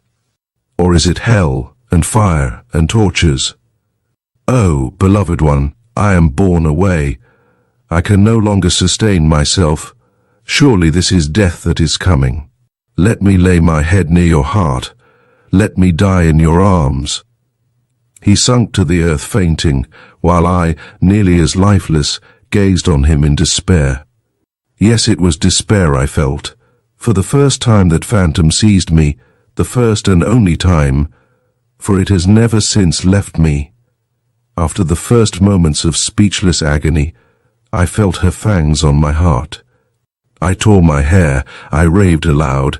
At one moment in pity for his sufferings I would have clasped my father in my arms, and then starting back with horror, I spurned him with my foot. I felt as if stung by a serpent, as if scourged by a whip of scorpions which drove me. Whither? Well, this could not last. One idea rushed on my mind, never, never may I speak to him again. As this terrible conviction came upon him, it melted my soul to tenderness and love. I gazed on him as to take my last farewell. He lay insensible, his eyes closed as his cheeks deathly pale. Above, the leaves of the beech wood cast a flickering shadow on his face, and waved in mournful melody over him. I saw all these things and said, Aye, this is his grave. And then I wept aloud, and raised my eyes to heaven to entreat for a respite to my despair and an alleviation for his unnatural suffering. The tears that gushed in a warm and healing stream from my eyes relieved the burthen that oppressed my heart almost to madness. I wept for a long time until I saw him about to revive, when horror and misery again recurred, and the tide of my sensations rolled back to their former channel. With a terror I could not restrain, I sprung up and fled, with winged speed, along the paths of the wood and across the fields until nearly dead. I reached our house, and just ordering the servants to seek my father at the spot I indicated, I shut myself up in my own room. 33 Chapter 1:6. My chamber was in a retired part of the house, and looked upon the garden so that no sound of the other inhabitants could reach it, and here in perfect solitude I wept for several hours. When a servant came to ask me if I would take food, I learnt from him that my father had returned, and was apparently well, and this relieved me from a load of anxiety, yet I did not cease to weep bitterly. As at first, as the memory of former happiness contrasted to my present despair came across me, I gave relief to the oppression of heart that I felt by words, and groans, and heart-rending sighs. But nature became wearied, and this more violent grief gave place to a passionate but mute flood of tears. My whole soul seemed to dissolve in them. I did not wring my hands, or tear my hair, or utter wild exclamations, but as Boccaccio describes the intense and quiet grief of Sigismunda over the heart of Guiscardo, I sat with my hands folded, silently letting fall a perpetual stream from my eyes. Such was the depth of my emotion that I had no feeling of what caused my distress. My thoughts even wandered to many indifferent objects. But still neither moving limb or feature, my tears fell until, as if the fountains were exhausted, they gradually subsided, and I awoke to life as from a dream. When I had ceased to weep, reason and memory returned upon me, and I began to reflect with greater calmness on what had happened, and how it became me to act. A few hours only had passed, but a mighty revolution had taken place with regard to me. The natural work of years had been transacted since the morning. My father was as dead to me, and I felt for a moment as if he with white hairs were laid in his coffin, and I, youth vanished in approaching age, were weeping at his timely dissolution. But it was not so. I was yet young, oh, far too young, nor was he dead to others, but I, most miserable, must never see or speak to him again. I must fly from him with more earnestness than from my greatest enemy. In solitude or in cities I must never more behold him. That consideration made me breathless with anguish, and impressing itself on my imagination, I was unable for a time to follow up any train of ideas. Ever after this I thought, I would live in the most dreary seclusion. I would retire to the continent and become a nun, not for religion's sake, for I was not a Catholic, but that I might be forever shut out from the world. I should there find solitude where I might weep, and the voices of life might never reach me. But my father, my beloved and most wretched father, would he die? Would he never overcome the fierce passion that now held pitiless dominion over him? Might he not many, many years hence, when age had quenched the burning sensations that he now experienced, might he not then be again a father to me? This reflection unwrinkled my brow, and I could feel, and I wept to feel it, a half-melancholy smile draw from my lips their expression of suffering. I dared indulge better hopes for my future life. Years must pass, but they would speed lightly away, winged by hope, or if they passed heavily, still they would pass, and I had not lost my father for ever. Let him spend another 16 years of desolate wandering. Let him once more utter his wild complaints to the vast woods and the tremendous cataracts of another clime. Let him again undergo fearful danger and soul-quelling hardships. Let the hot sun of the south again burn his passion-worn cheeks, and the cold night rains fall on him and chill his blood. To this life, miserable father, I devote thee. Go be. Thy days passed with savages, and thy nights under the cope of heaven. Be thy limbs worn and thy heart chilled, and all youth be dead within thee. Let thy hairs be as snow, thy walk trembling, and thy voice have lost its mellow tones. Let the liquid lustre of thine eyes be quenched, and then return to me. Return to thy Mathilda, thy child, who may then be clasped in thy loved arms, while thy heart beats with sinless emotion. Go, devoted one, and return thus. This is my curse, a daughter's curse. Go, and return pure to thy child, who will never love aught but thee. These were my thoughts, and with trembling hands I prepared to begin a letter to my unhappy parent. I had now spent many hours in tears and mournful meditation. It was past 12 o'clock. All was at peace in the house, and the gentle air that stole in at my window did not rustle the leaves of the twining plants that shadowed it. I felt the entire tranquillity of the hour when my own breath and involuntary sobs were all the sounds that struck upon the air. On a sudden I heard a gentle step ascending the stairs. I paused breathless, and as it approached glided into an obscure corner of the room. The steps paused at my door, but after a few moments they again receded, descended the stairs, and I heard no more. This slight incident gave rise in me to the most painful reflections, nor do I now dare express the emotions I felt. That he should be restless I understood, that he should wander as an unlaid ghost, and find no quiet from the burning hell that consumed his heart. But why approach my chamber? Was not that sacred? I felt almost ready to faint while he had stood there, but I had not betrayed my wakefulness by the slightest motion, although I had heard my own heart beat with violent fear. He had withdrawn. Oh, never, never may I see him again. Tomorrow night the same roof may not cover us. He or I must depart. The mutual link of our destinies is broken. We must be divided by seas, by land. The stars and the sun must not rise at the same period to us. He must not say, looking at the setting crescent of the moon, Mathilda now watches its fall. No, all must be changed. Be it light with him when it is darkness with me. Let him feel the sun of summer while I am chilled by the snows of winter. Let there be the distance of the antipodes between us.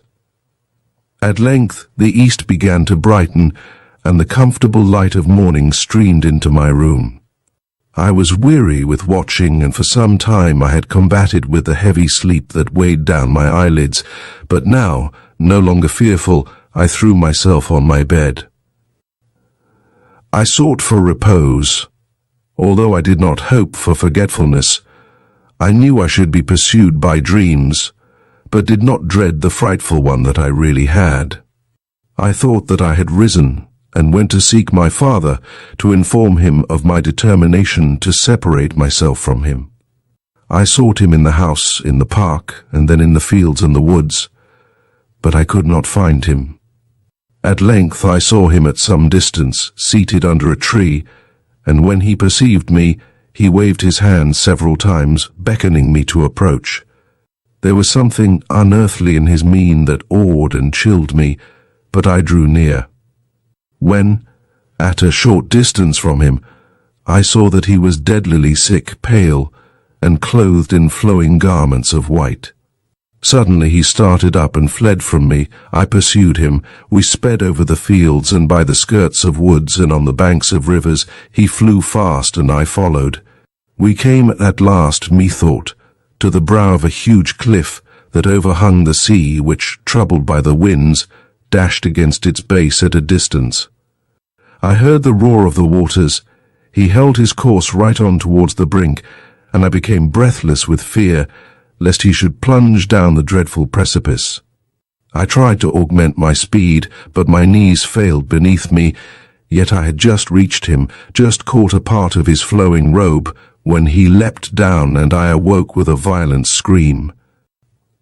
I was trembling, and my pillow was wet with my tears.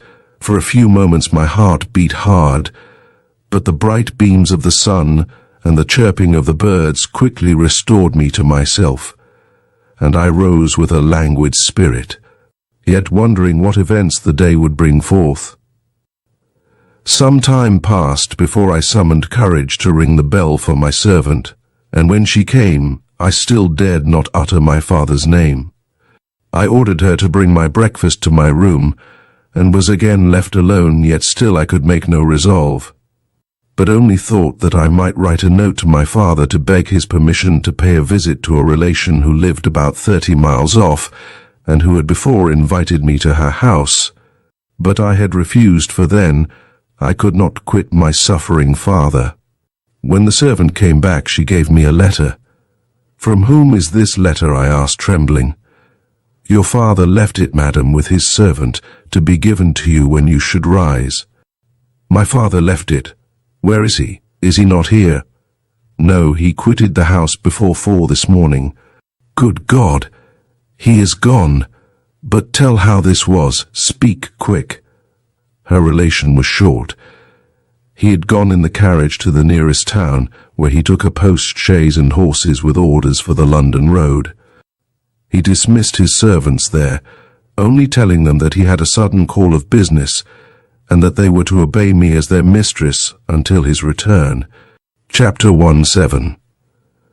With a beating heart and fearful, I knew not why, I dismissed the servant and, locking my door, sat down to read my father's letter. These are the words that it contained. "My dear child, I have betrayed your confidence. I have endeavored to pollute your mind, and have made your innocent heart acquainted with the looks and language of unlawful and monstrous passion. I must expiate these crimes, and must endeavor in some degree to proportionate my punishment to my guilt. You are, I doubt, not prepared for what I am about to announce. We must separate and be divided forever. I deprive you of your parent and only friend. You are cast out shelterless on the world. Your hopes are blasted, the peace and security of your pure mind destroyed. Memory will bring to you frightful images of guilt, and the anguish of innocent love betrayed. Yet I who draw down all this misery upon you, I who cast you forth and remorselessly have set the seal of distrust and agony on the heart and brow of my own child, who with devilish levity have endeavored to steal away her loveliness to place in its stead the foul deformity of sin, I, in the overflowing anguish of my heart, supplicate you to forgive me. I do not ask your pity, you must and do abhor me, but pardon me, Mathilda, and let not your thoughts follow me in my banishment with unrelenting anger. I must never more behold you, never more hear your voice, but the soft whisperings of your forgiveness will reach me and cool the burning of my disordered brain and heart. I am sure I should feel it even in my grave. And I dare enforce this request by relating how miserably I was betrayed into this net of fiery anguish and all my struggles to release myself. Indeed, if your soul were less pure and bright, I would not attempt to exculpate myself to you. I should fear that if I led you to regard me with less abhorrence, you might hate vice less. But in addressing you, I feel as if I appealed to an angelic judge. I cannot depart without your forgiveness, and I must endeavor to gain it, or I must despair. I conjure you, therefore, to listen to my words, and if with the good guilt may be in any degree extenuated by sharp agony, and remorse that rends the brain as madness. Perhaps you may think, though I dare not, that I have some claim to your compassion. I entreat you to call to your remembrance our first happy life on the shores of Loch Lomond. I had arrived from a weary wandering of 16 years, during which, although I had gone through many dangers and misfortunes, my affections had been an entire blank. If I grieved, it was for your mother. If I loved, it was your image. These sole emotions filled my heart in quietness. The human creatures around me excited in me no sympathy, and I thought that the mighty change that the death of your mother had wrought within me had rendered me callous to any future impression. I saw the lovely, and I did not love. I imagined, therefore, that all warmth was extinguished in my heart, except that which led me ever to dwell on your then infantine image. It is a strange link in my fate that without having seen you I should passionately love you. During my wanderings, I never slept without first calling down gentle dreams on your head. If I saw a lovely woman, I thought, does my Mathilda resemble her? All delightful things, sublime scenery, soft breezes, exquisite music seemed to me associated with you, and only through you to be pleasant to me. At length I saw you. You appeared as the deity of a lovely region, the ministering angel of a paradise to which of all humankind you admitted only me. I dared hardly consider you as my daughter. Your beauty, artlessness, and untaught wisdom seemed to belong to a higher order of beings. Your voice breathed forth only words of love. If there was aught of earthly in you, it was only what you derived from the beauty of the world. You seemed to have gained a grace from the mountain breezes, the waterfalls, and the lake, and this was all of earthly except your affections that you had. There was no dross, no bad feeling in the composition. You yet even have not seen enough 36 of the world to know the stupendous difference that exists between the women we meet in daily life and a nymph of the woods such as you were, in whose eyes alone mankind may study for centuries and grow wiser and purer. Those divine lights which shone on me as did those of Beatrice upon Dante, and well might I say with him, yet with what different feelings e quasi mi perdegli occicini. Can you wonder, Mathilda, that I dwelt on your looks, your words, your motions, and drank in unmixed delight? But I am afraid that I wander from my purpose. I must be more brief, for night draws on apace, and all my hours in this house are counted. Well, we removed to London, and still I felt only the peace of sinless passion. You were ever with me, and I desired no more than to gaze on your countenance, and to know that I was all the world to you. I was lapped in a fool's paradise of enjoyment and security. Was my love blamable?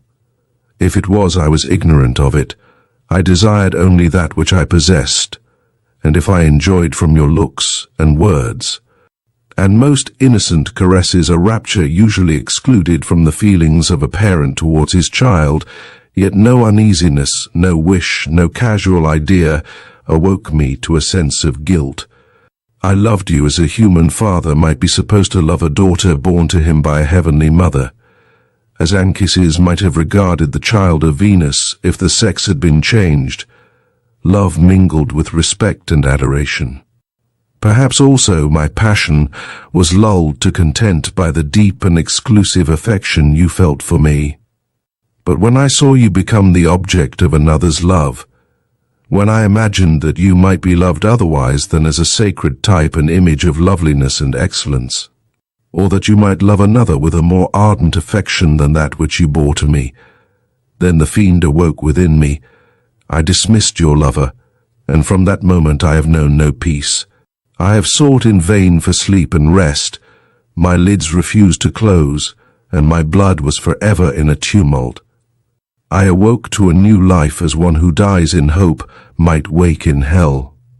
I will not sully your imagination by recounting my combats, my self-anger and my despair.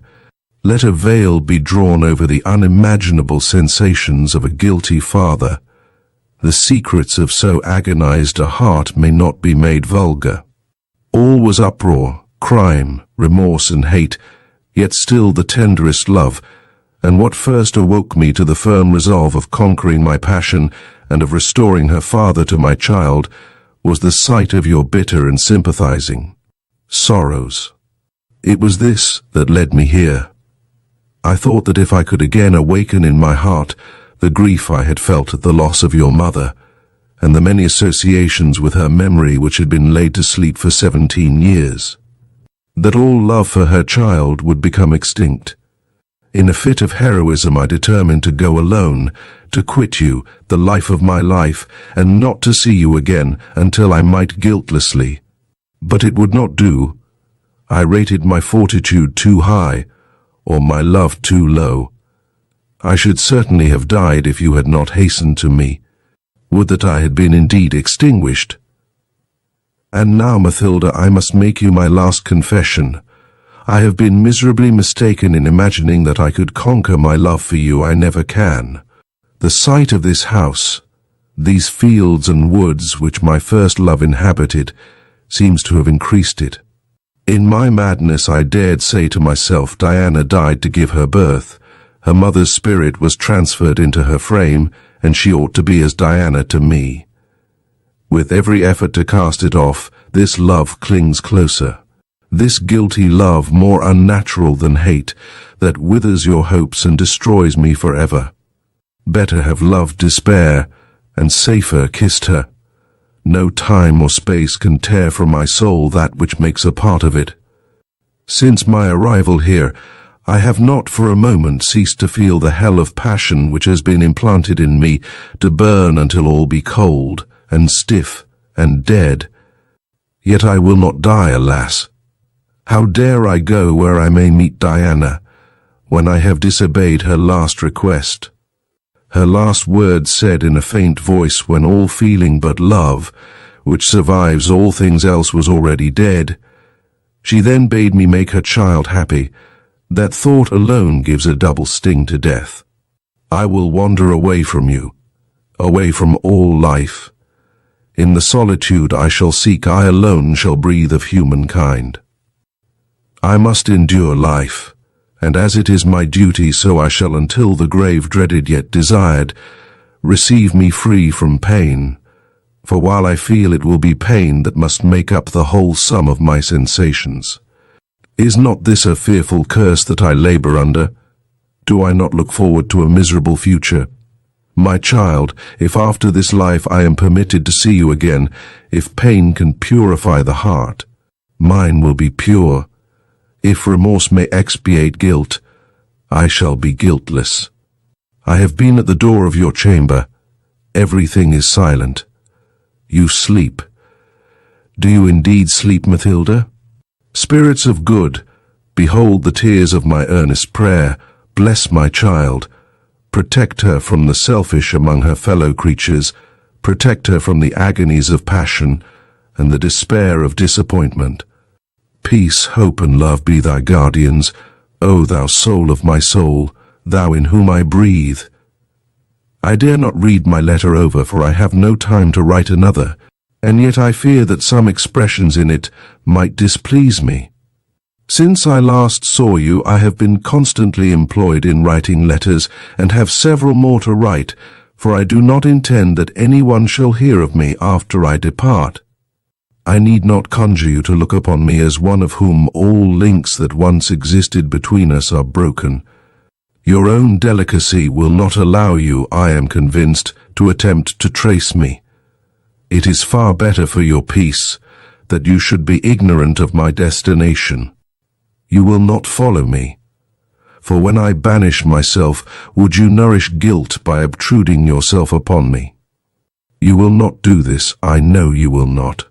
You must forget me and all the evil that I have taught you. Cast off the only gift that I have bestowed upon you, your grief, and rise from under my blighting influence as no flower so sweet ever did rise from beneath so much evil. You will never hear from me again. Receive these then as the last words of mine that will ever reach you. And although I have forfeited your filial love, yet regard them, I conjure you as a father's command. Resolutely shake of the wretchedness that this first misfortune in early life must occasion you. Bear boldly up against the storm, continue wise and mild, but believe it, and indeed it is, your duty to be happy. You are very young. Let not this check for more than a moment retard your glorious course. Hold on, beloved one. The sun of youth is not set for you. It will restore vigor and life to you. Do not resist with obstinate grief its beneficent influence. O my child, bless me with the hope that I have not utterly destroyed you. Farewell, Mathilda. I go with the belief that I have your pardon. Your gentle nature would not permit you to hate your greatest enemy, and though I be he, although I have rent happiness from your grasp. 38. Though I have passed over your young love and hopes as the angel of destruction, finding beauty and joy, and leaving blight and despair, yet you will forgive me. And with eyes overflowing with tears, I thank you, my beloved one. I accept your pardon with a gratitude that will never die, and that will, indeed it will, outlive guilt and remorse. Farewell forever. The moment I finished this letter, I ordered the carriage and prepared to follow my father. The words of his letter by which he had dissuaded me from this step were those that determined me. Why did he write them? He must know that if I believed that his intention was merely to absent himself from me, that instead of opposing him, it would be that which I should myself require, or if he thought that any lurking feeling. Yet he could not think that, should lead me to him, would he endeavor to overthrow the only hope he could have of ever seeing me again, a lover. There was madness in the thought. Yet he was my lover, would not act thus. No. He had determined to die, and he wished to spare me the misery of knowing it. The few ineffectual words he had said concerning his duty were to me a further proof, and the more I studied the letter, the more did I perceive. 1,000 slight expressions that could only indicate a knowledge that life was now over for him. He was about to die. My blood froze at the thought. A sickening feeling of horror came over me that allowed not of tears. As I waited for the carriage, I walked up and down with a quick pace. Then, kneeling and passionately clasping my hands, I tried to pray, but my voice was choked by convulsive sobs. Oh, the sun shone. The air was balmy. He must yet live, for if he were dead, all would surely be black as night to me. The motion of the carriage, knowing that it carried me towards him, and that I might perhaps find him alive somewhat, revived my courage. Yet I had a dreadful ride. Hope only supported me, the hope that I should not be too late. I did not weep, but I wiped the perspiration from my brow, and tried to still my brain and heart beating almost to madness. Oh, I must not be mad when I see him, or perhaps it were as well that I should be. My distraction might calm his, and recall him to the endurance of life. Yet until I find him, I must force reason to keep her seat, and I pressed my forehead hard with my hands. Oh, do not leave me, or I shall forget what I am about. Instead of driving on as we ought with the speed of lightning, they will attend to me, and we shall be too late. Oh, God help me. Let him be alive. It is all dark. In my abject misery I demand no more, no hope, no good, only passion and guilt and horror, but alive. Alive. My sensations choked me. No tears fell, yet I sobbed, and breathed short and hard. One only thought possessed me, and I could only utter one word, that half screaming was perpetually on my lips. Alive! Alive! I had taken the steward 40 with me, for he, much better than I, could make the requisite inquiries. The poor old man could not restrain his tears as he saw my deep distress, and knew the cause, he sometimes uttered. A few broken words of consolation. In moments like these the mistress and servant become in a manner equals, and when I saw his old dim eyes wet with sympathizing tears, his grey hair thinly scattered on an age-wrinkled brow, I thought, oh, if my father were, as he is, decrepit and hoary, then I should be spared this pain. When I had arrived at the nearest town, I took post horses and followed the road my father had taken. At every inn where we changed horses we heard of him, and I was possessed by alternate hope and fear. At length I found that he had altered his route. At first he had followed the London road, but now he changed it, and upon inquiry I found that the one which he now pursued led towards the sea. My dream recurred to my thoughts. I was not usually superstitious, but in wretchedness everyone is so. The sea was 50 miles off, yet it was towards it that he fled. The idea was terrible to my half-crazed imagination, and almost overturned the little self-possession that still remained to me. I journeyed all day.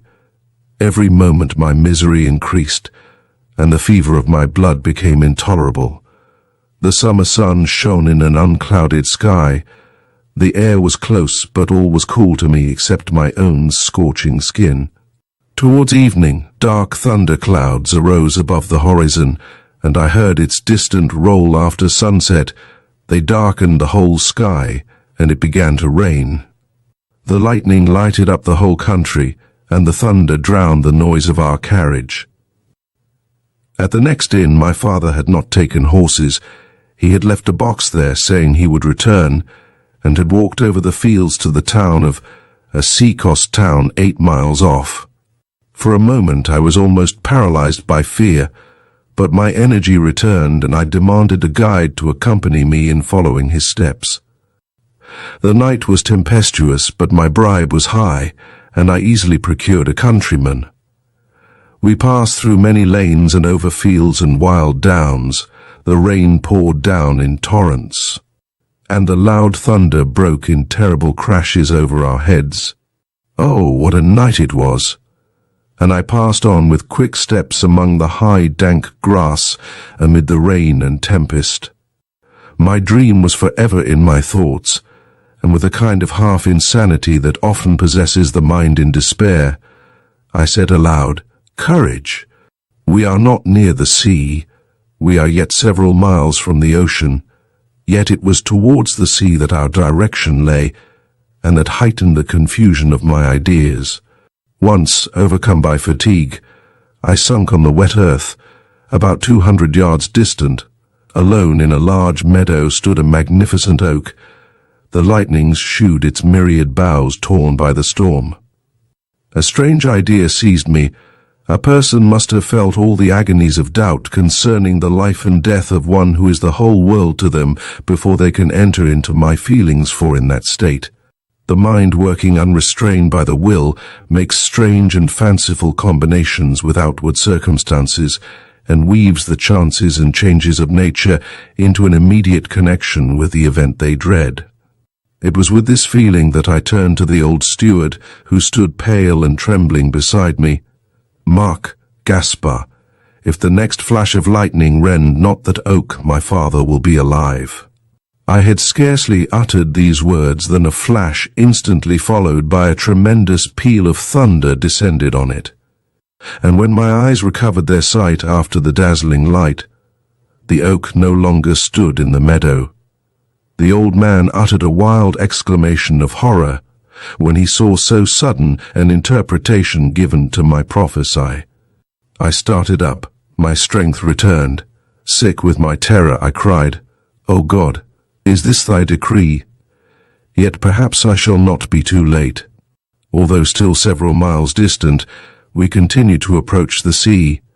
We came at last to the road that led to the town of, and at an inn there we heard that my father had passed by somewhat before sunset. He had observed the approaching storm, and had hired a horse for the next town, which was situated a mile from the sea, that he might arrive there before it should commence. This town was 5 miles off. We hired a chaise here, and with 4 horses drove with speed through the storm.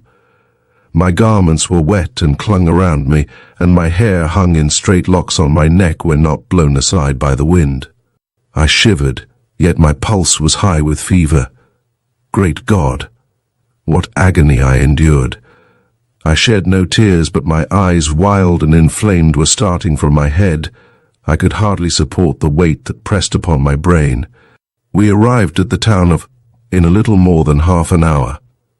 When my father had arrived, the storm had already begun, but he had refused to stop, and leaving his horse there, he walked on towards the sea. Alas! It was double cruelty in him to have chosen the sea for his fatal resolve. It was adding madness to my despair. The poor old servant who was with me endeavored to persuade me to remain here and to let him go. Alone, I shook my head silently and sadly. Sick almost to death, I leant upon his arm, and as there was no road for a chaise, dragged my weary steps across the desolate downs to meet my fate. Now too certain for the agony of doubt. Almost fainting, I slowly approached the fatal waters. When we had quitted the town, we heard their roaring. I whispered to myself in a muttering voice, "The sound is the same as that which I heard in my dream. It is the knell of my father which I hear." The rain had ceased. There was no more thunder and lightning. The wind had paused. My heart no longer beat wildly. I did not feel any fever, but I was chilled. My knees sunk under me. I almost slept as I walked with excess of weariness. Every limb trembled. I was silent. All was silent except the roaring of the sea, which became louder and more dreadful. Yet we advanced slowly. Sometimes I thought that we should never arrive, that the sound of waves would still allure us, and that we should walk on for ever and ever. Field succeeding field, never would our weary journey cease, nor night nor day.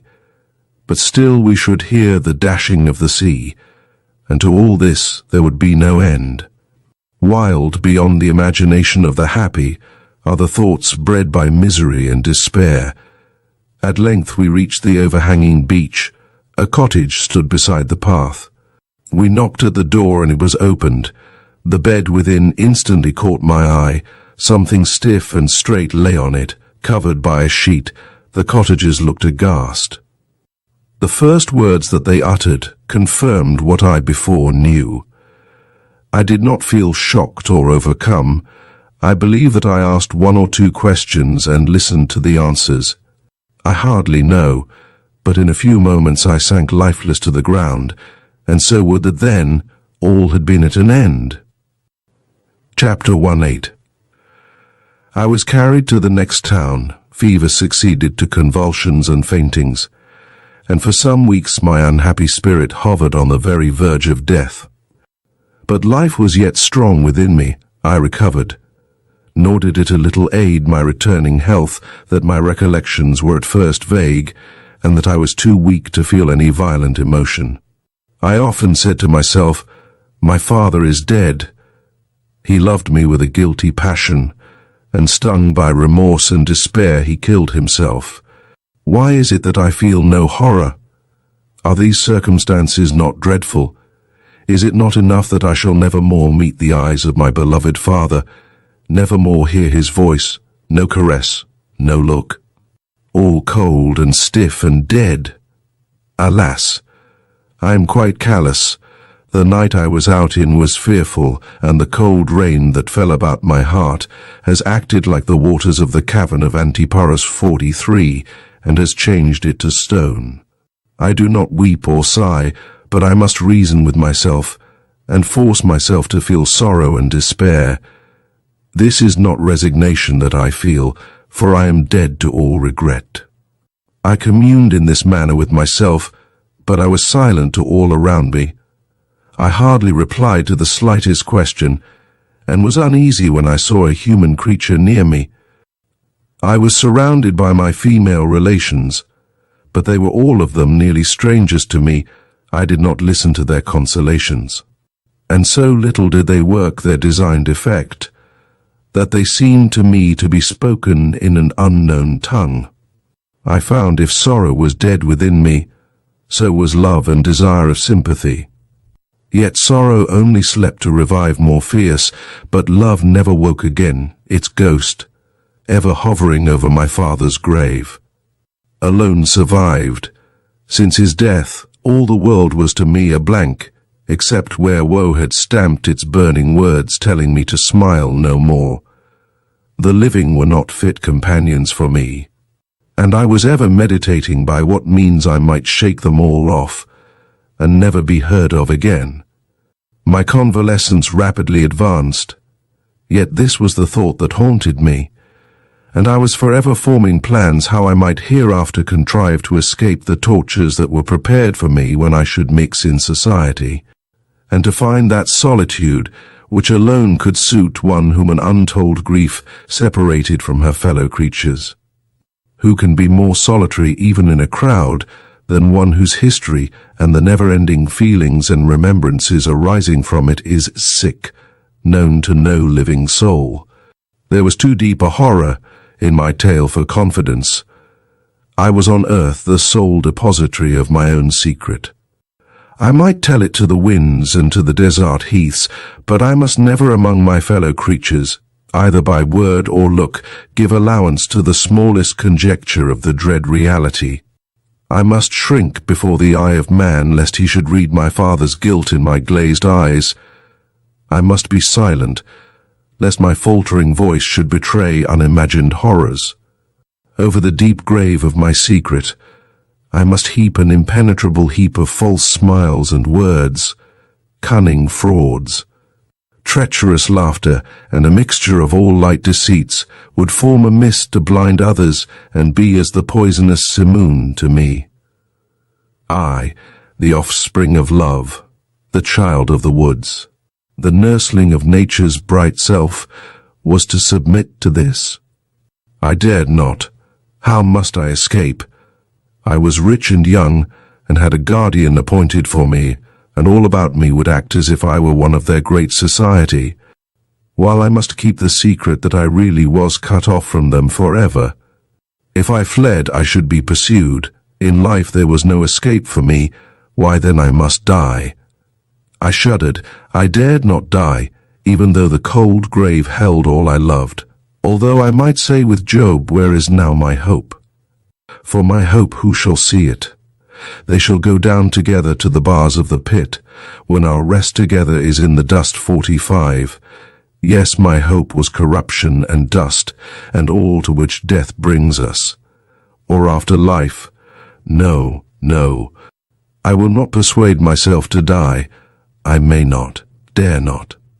And then I wept, yes. Warm tears once more struggled into my eyes, soothing yet bitter. And after I had wept much, and called with unavailing anguish, with outstretched arms, for my cruel father, after my weak frame was exhausted by all variety of plaint, I sank once more into reverie, and once more reflected on how I might find that which I most desired. Dear to me if aught were dear, a death like solitude. I dared not die, but I might feign death, and thus escape from my comforters. They will believe me united to my father, and so indeed I shall be. For alone, when no voice can disturb my dream, and no cold eye meet mine to check its fire, then I may commune with his spirit on a lone heath, at noon or at midnight. Still I should be near him. His last injunction to me was that I should be happy. Perhaps he did not mean the shadowy happiness that I promised myself, yet it was that alone which I could taste. He did not conceive that ever, Kuhn, I could make one of the smiling hunters that go coursing after baubles that break to nothing when caught. And then after a new one with brighter colors, my hope also had proved a bouble, but it had been so lovely, so adorned, that I saw none that could attract me after it. Besides, I was wearied with the pursuit, nearly dead with weariness. I would feign to die, my contented heirs would seize upon my wealth, and I should purchase freedom. But then my plan must be laid with art. I would not be left destitute. I must secure some money. Alas, to what loathsome shifts must I be driven?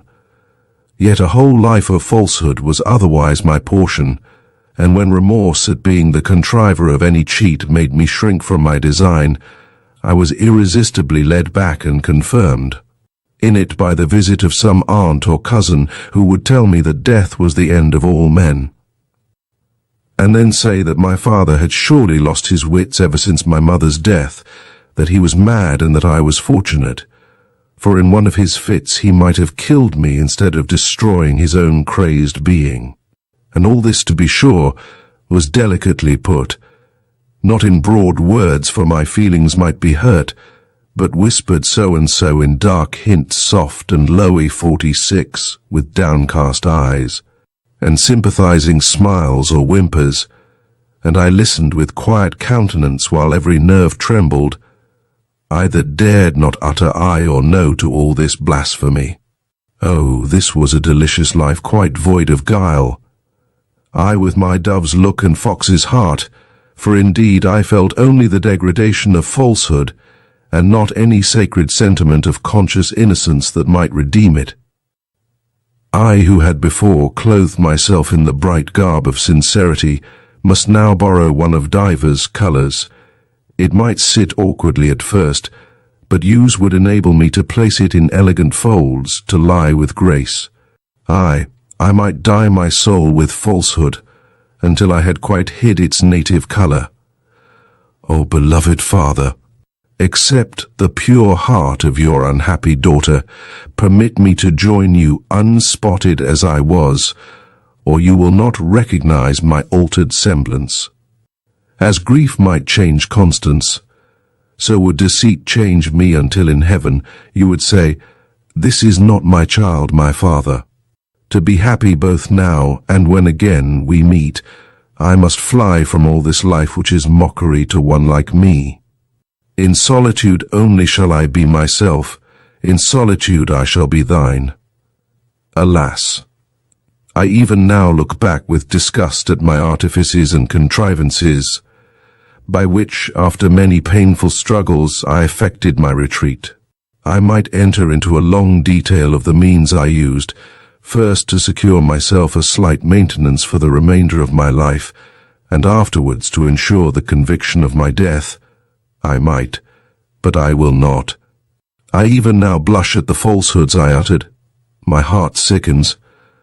I will leave this complication of what I hope I may in a manner call innocent deceit to be imagined by the reader. The remembrance haunts me like a crime. I know that if I were to endeavour to relate it, my tale would at length remain unfinished. I was led to London, and had to endure for some weeks cold looks, cold words and colder consolations, but I escaped. They tried to bind me with fetters that they thought silken, yet which weighed on me like iron, although I broke them more easily than a girth formed of a single straw, and fled to freedom. The few weeks that I spent in London were the most miserable of my life. A great city is a frightful habitation to one sorrowing. The sunset and the gentle moon, the blessed motion of the leaves and the murmuring of waters are all sweet physicians to a distempered mind. The soul is expanded and drinks in quiet, a lulling medicine. To me it was as the sight of the lovely water snakes to the bewitched mariner. In loving and blessing nature I unawares called down a blessing on my own soul. But in a city all is closed shut like a prison, a wiry prison from which you can peep at the sky only. I cannot describe to you what were sick, the frantic nature of my sensations. While I resided there, I was often on the verge of madness. Nay, when I look back on many of my wild thoughts with which actions sometimes endeavored to keep pace, when I tossed my hands high calling down the cope of heaven to fall on me and bury me, when I tore my hair and throwing it to the winds cried, "Ye are free, go seek my father," and then, like the unfortunate Constance, catching at them again and tying them up, that naught might find him if I might not. How on my knees I have fancied myself close to my father's grave, and struck the ground in anger that it should cover him from me. Oft when I have listened with gasping attention for the sound of the ocean mingled with my father's groans, and then wept until my strength was gone, and I was calm and faint. When I have recollected all this, I have asked myself if this were not madness.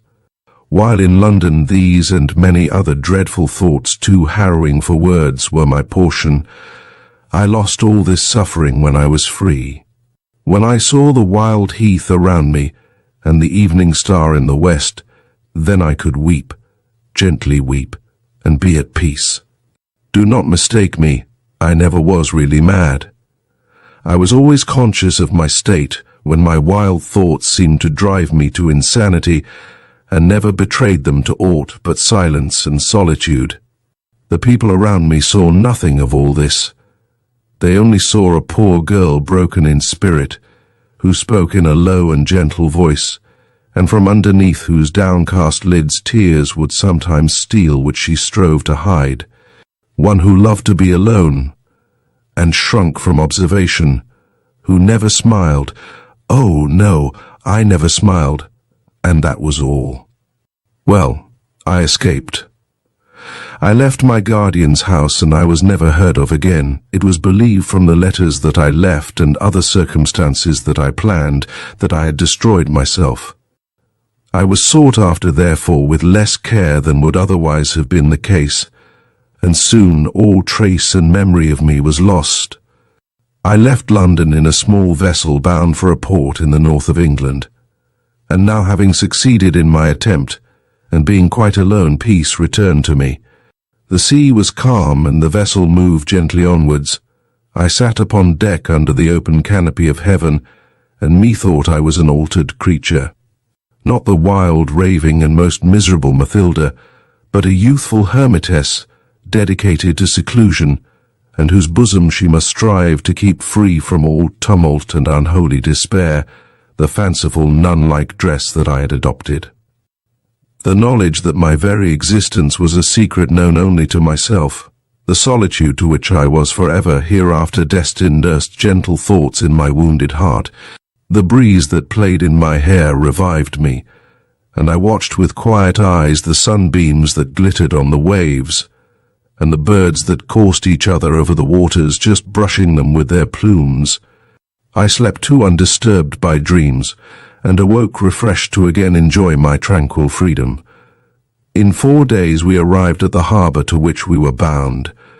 I would not remain on the sea-coast, but proceeded immediately inland. I had already planned the situation where I would live.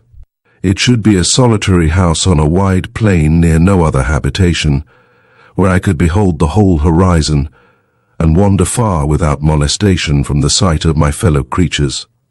I was not misanthropic, but I felt that the gentle current of my feelings depended upon my being alone. I fixed myself on a wide solitude, on a dreary heath bestrewn with stones, among which short grass grew, and here and there a few rushes beside a little pool. Not far from my cottage was a small cluster of pines, the only trees to be seen for many miles. I had a path cut through the firs from my door to this little wood, from whose topmost branches the birds saluted the rising sun and awoke me to my daily meditation. My view was bounded only by the horizon, except on one side, where a distant wood made a black spot on the heath, that everywhere else stretched out its faint hues as far as the eye could reach, wide and very desolate. Here I could mark the network of the clouds as they wove themselves into thick masses. I could watch the slow rise of the heavy thunder clouds, and could see the rack as it was driven across the heavens. Or under the pine trees I could enjoy the stillness of the azure sky. My life was very peaceful. I had one female servant who spent the greater part of the day at a village 2 miles off. My amusements were simple and very innocent. I fed the birds who built on the pines or among the ivy that covered the wall of my little garden, and they soon knew me. The bolder ones pecked the crumbs from my hands and perched on my fingers to sing their thankfulness. When I had lived here some time, other animals visited me, and a fox came every day for a portion of food appropriated for him, and would suffer me to pat his head. I had besides many books and a harp, with which, when despairing, I could soothe my spirits, and raise myself to sympathy and love. Love. What had I to love? Oh, many things. There was the moonshine, and the bright stars, the breezes and the refreshing rains. There was the whole earth, and the sky that covers it, all lovely forms that visited my imagination, all memories of heroism and virtue. Yet this was very unlike my early life, although as then I was confined to nature and books. Then I bounded across the fields. My spirit often seemed to ride upon the winds, and to mingle in joyful sympathy with the ambient air. Then, if I wandered slowly, I cheered myself with a sweet song or sweeter daydreams. I felt a holy rapture spring from all I saw. I drank in joy with life. My steps were light, my eyes, clear from the love that animated them, sought the heavens, and with my long hair loosened to the winds I gave my body and my mind to sympathy and delight. But now my walk was slow. My eyes were seldom raised and often filled with tears.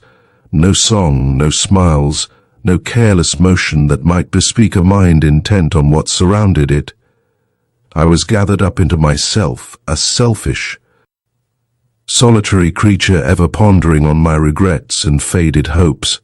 Mine was an idle, useless life, it was so, but say not to the lily laid prostrate by the storm arise, and bloom as before. My heart was bleeding from its death's wound. I could live no otherwise. Often, amid apparent calm, I was visited by despair and melancholy, gloom that naught could dissipate or overcome, a hatred of life, a carelessness of beauty. All these would by fits hold me nearly annihilated by their powers. Never for one moment, when most placid, did I cease to pray for death. I could be found in no state of mind which I would not willingly have exchanged for nothingness. And morning and evening my tearful eyes raised to heaven, my hands clasped tight in the energy of prayer, I have repeated with the poet, before I see another day, oh, let this body die away. Let me not be reproached then with inutility. I believe that by suicide I should violate a divine law of nature. And I thought that I sufficiently fulfilled my part in submitting to the hard task of enduring the crawling hours, and minutes in bearing the load of time that weighed miserably upon me, and that in abstaining from what I in my calm moments considered a crime, I deserved the reward of virtue. There were periods, dreadful ones, during which I despaired doubted the existence of all duty and the reality of crime, but I shudder and turn from the remembrance. Chapter 1 and 9. Thus I passed 2 years, Day after day, so many hundreds wore on. They brought no outward changes with them, but some few slowly operated on my mind as I glided on towards death. I began to study more, to sympathize more in the thoughts of others as expressed in books, to read history, and to lose my individuality among the crowd that had existed before me. Thus, perhaps as the sensation of immediate suffering wore off, I became more human. Solitude also lost to me some of its charms. I began again to wish for sympathy. Not that I was ever tempted to seek the crowd, but I wished for one friend to love me. You will say perhaps that I gradually became fitted to return to society. I do not think so, for the sympathy that I desired must be so pure, so divested of influence from outward circumstances, that in the world I could not fail of being balked by the gross materials that perpetually mingle even with its best feelings. Believe me, I was then less fitted for any communion with my fellow creatures than before. When I left them, they had tormented me, but it was in the same way as pain and sickness may torment. Something extraneous to the mind that galled it, and that I wished to cast aside. But now I should have desired sympathy. I should wish to knit my soul to someone of theirs, and should have prepared for myself plentiful draughts of disappointment and suffering. For I was tender as the sensitive plant, all nerve. I did not desire sympathy and aid in ambition or wisdom, but sweet and mutual affection, smiles to cheer me and gentle words of comfort. I wished for one heart in which I could pour unrestrained my plaints, and by the heavenly nature of the soil blessed fruit might spring from such bad seed.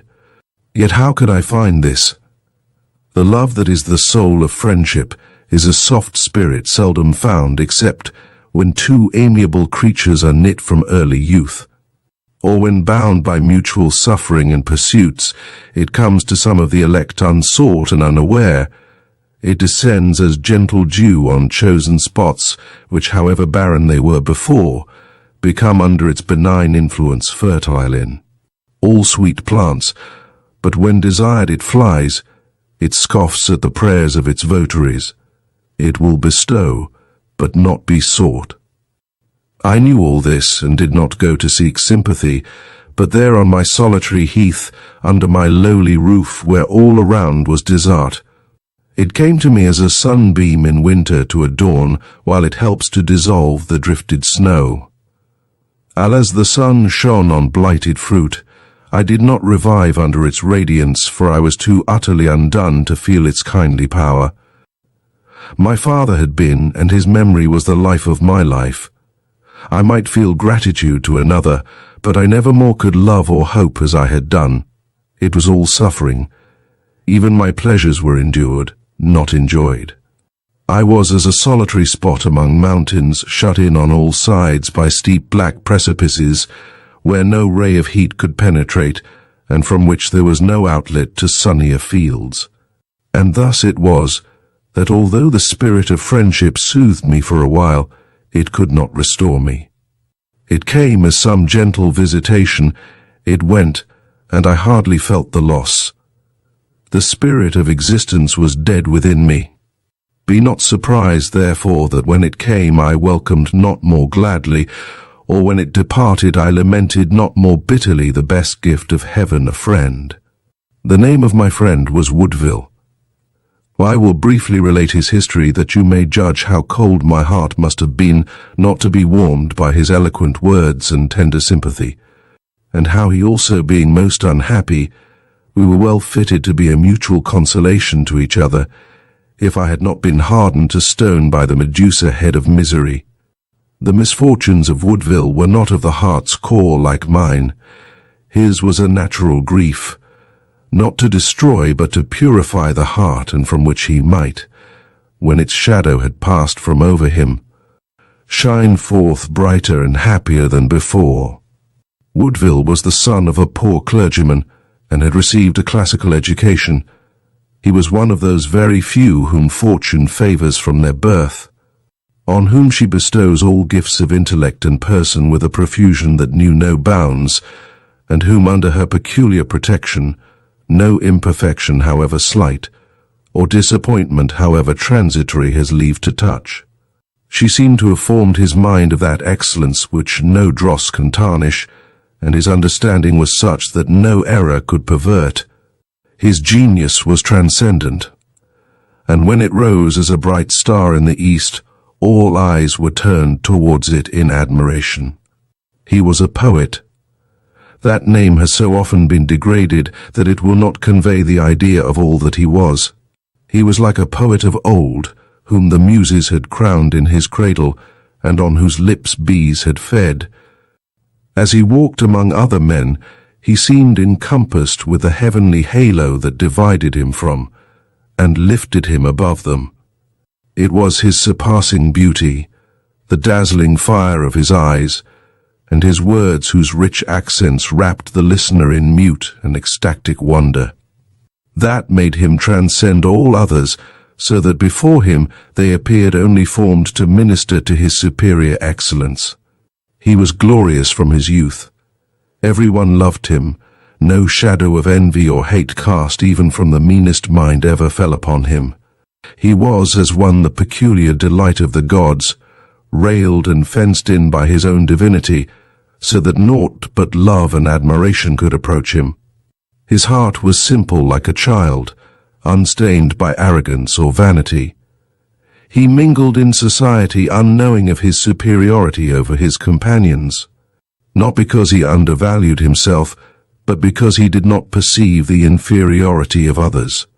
He seemed incapable of conceiving of the full extent of the power that selfishness and vice possesses in the world.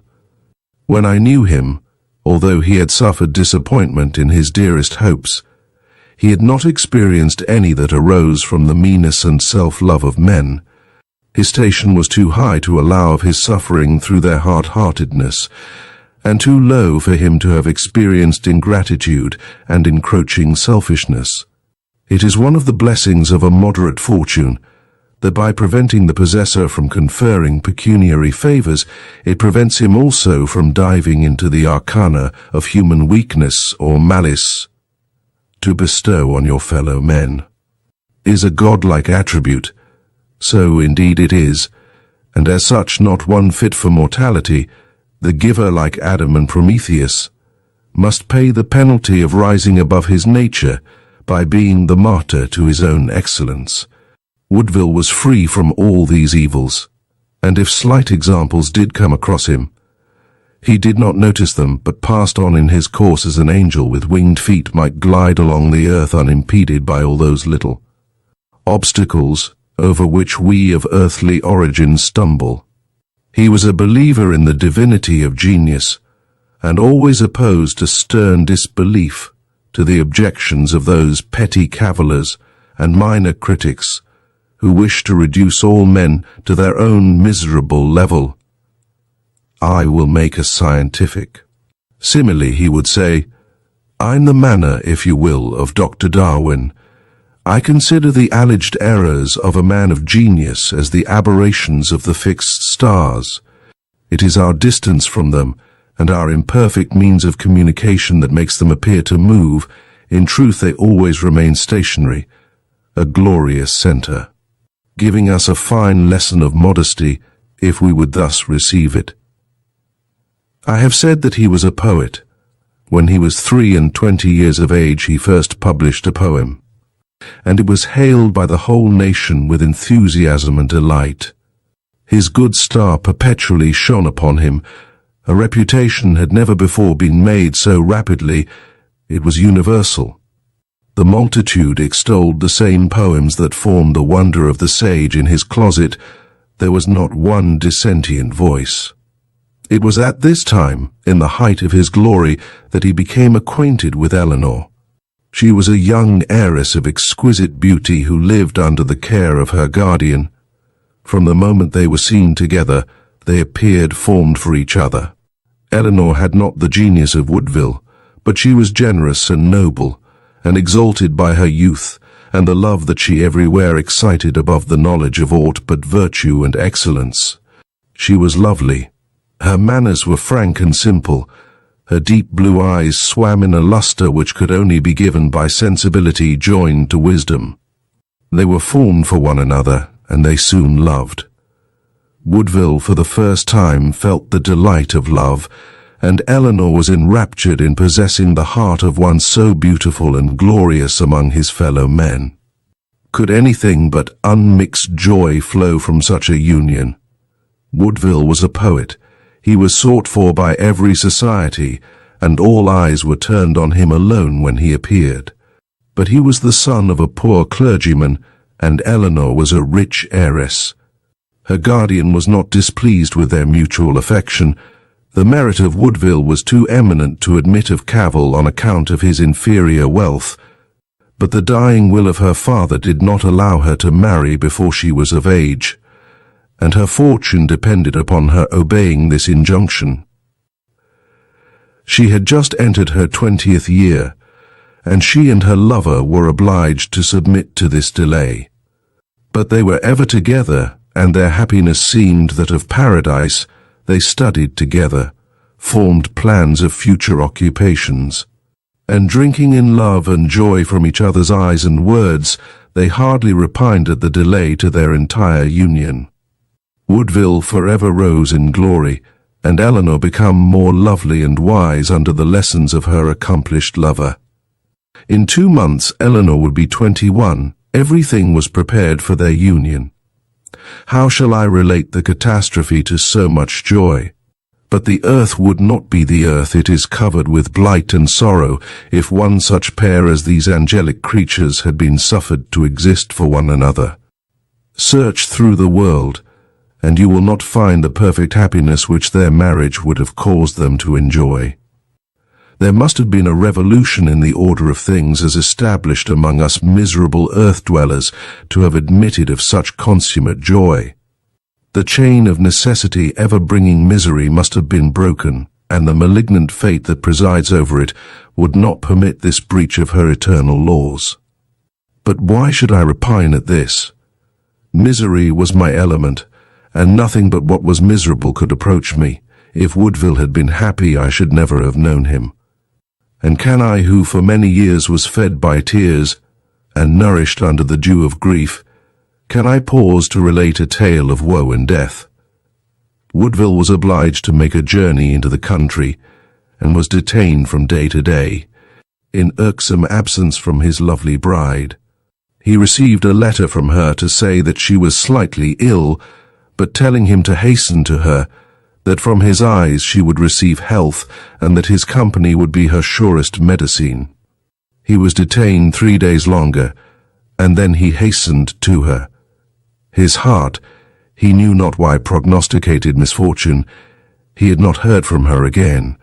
He feared she might be worse, and this fear made him impatient and restless for the moment of beholding her once more stand before him, arrayed in health and beauty.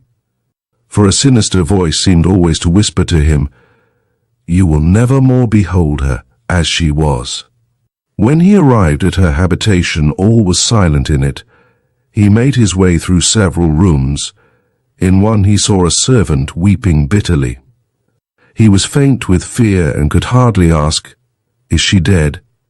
and just listened to the dreadful answer, "Not yet." These astounding words came on him as of less fearful import than those which he had expected, and to learn that she was still in being, and that he might still hope, was an alleviation to him. He remembered the words of her letter, and he indulged the wild idea that his kisses breathing warm love and life would infuse new spirit into her, and that with him near her she could not die, that his presence was the talisman of her life. He hastened to her sick room. She lay, her cheeks burning with fever, yet her eyes were closed and she was seemingly senseless. He wrapped her in his arms. He imprinted breathless kisses on her burning lips. He called to her in a voice of subdued anguish by the tenderest names. "Return, Eleanor. I am with you, your life, your love. Return, dearest one. You promised me this boon, that I should bring you health. Let your sweet spirit revive. You cannot die near me. What is death? To see you no more, to part with what is a part of myself, without whom I have no memory and no futurity. Eleanor, die. This is frenzy and the most miserable despair. You cannot die while I am near. And again he kissed her eyes and lips, and hung over her inanimate form in agony, gazing on her countenance still lovely although changed, watching every slight convulsion and varying colour which denoted life still lingering although about to depart. Once for a moment she revived and recognized his voice.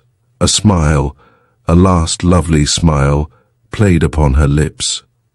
He watched beside her for 12 hours, and then she died. It was 6 months after this, nursed hopes that I first saw him.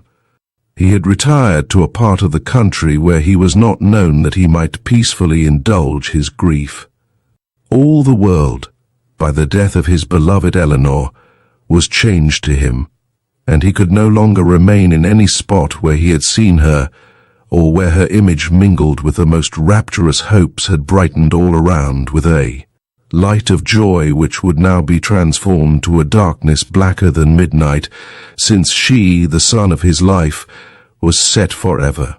He lived for some time, never looking on the light of heaven, but shrouding his eyes in a perpetual darkness, far from all that could remind him of what he had been. But as time softened his grief, 7, like a true child of nature, he sought in the enjoyment of her beauties for a consolation in his unhappiness. He came to a part of the country where he was entirely unknown, and where in the deepest solitude he could converse only with his own heart. He found a relief to his impatient grief in the breezes of heaven and in the sound of waters and woods. He became fond of riding. This exercise distracted his mind and elevated his spirits. On a swift horse he could for a moment gain respite from the image that else forever followed him. Eleanor on her deathbed, her sweet features changed, and the soft spirit that animated her gradually waning into extinction. For many months Woodville had in vain endeavoured to cast off this terrible remembrance. It still hung on him, until memory was too great a burthen for his loaded soul. But when on horseback the spell that seemingly held him to this idea was snapped, then if he thought of his lost bride, he pictured her radiant in beauty. He could hear her voice, and fancy her, a sylvan huntress by his side, while his eyes brightened as he thought he gazed on her cherished form. I had several times seen him ride across the heath, and felt angry that my solitude should be disturbed. It was so long since I had spoken to any but peasants that I felt a disagreeable sensation at being gazed on by one of superior rank. I feared also that it might be someone who had seen me before. I might be recognized, my impostures discovered, and I dragged back to a life of worse torture than that I had before endured. These were dreadful fears, and they even haunted my dreams. I was one day seated on the verge of the clump of pines when Woodville rode past. As soon as I perceived him, I suddenly rose to escape from his observation by entering among the trees. My rising startled his horse.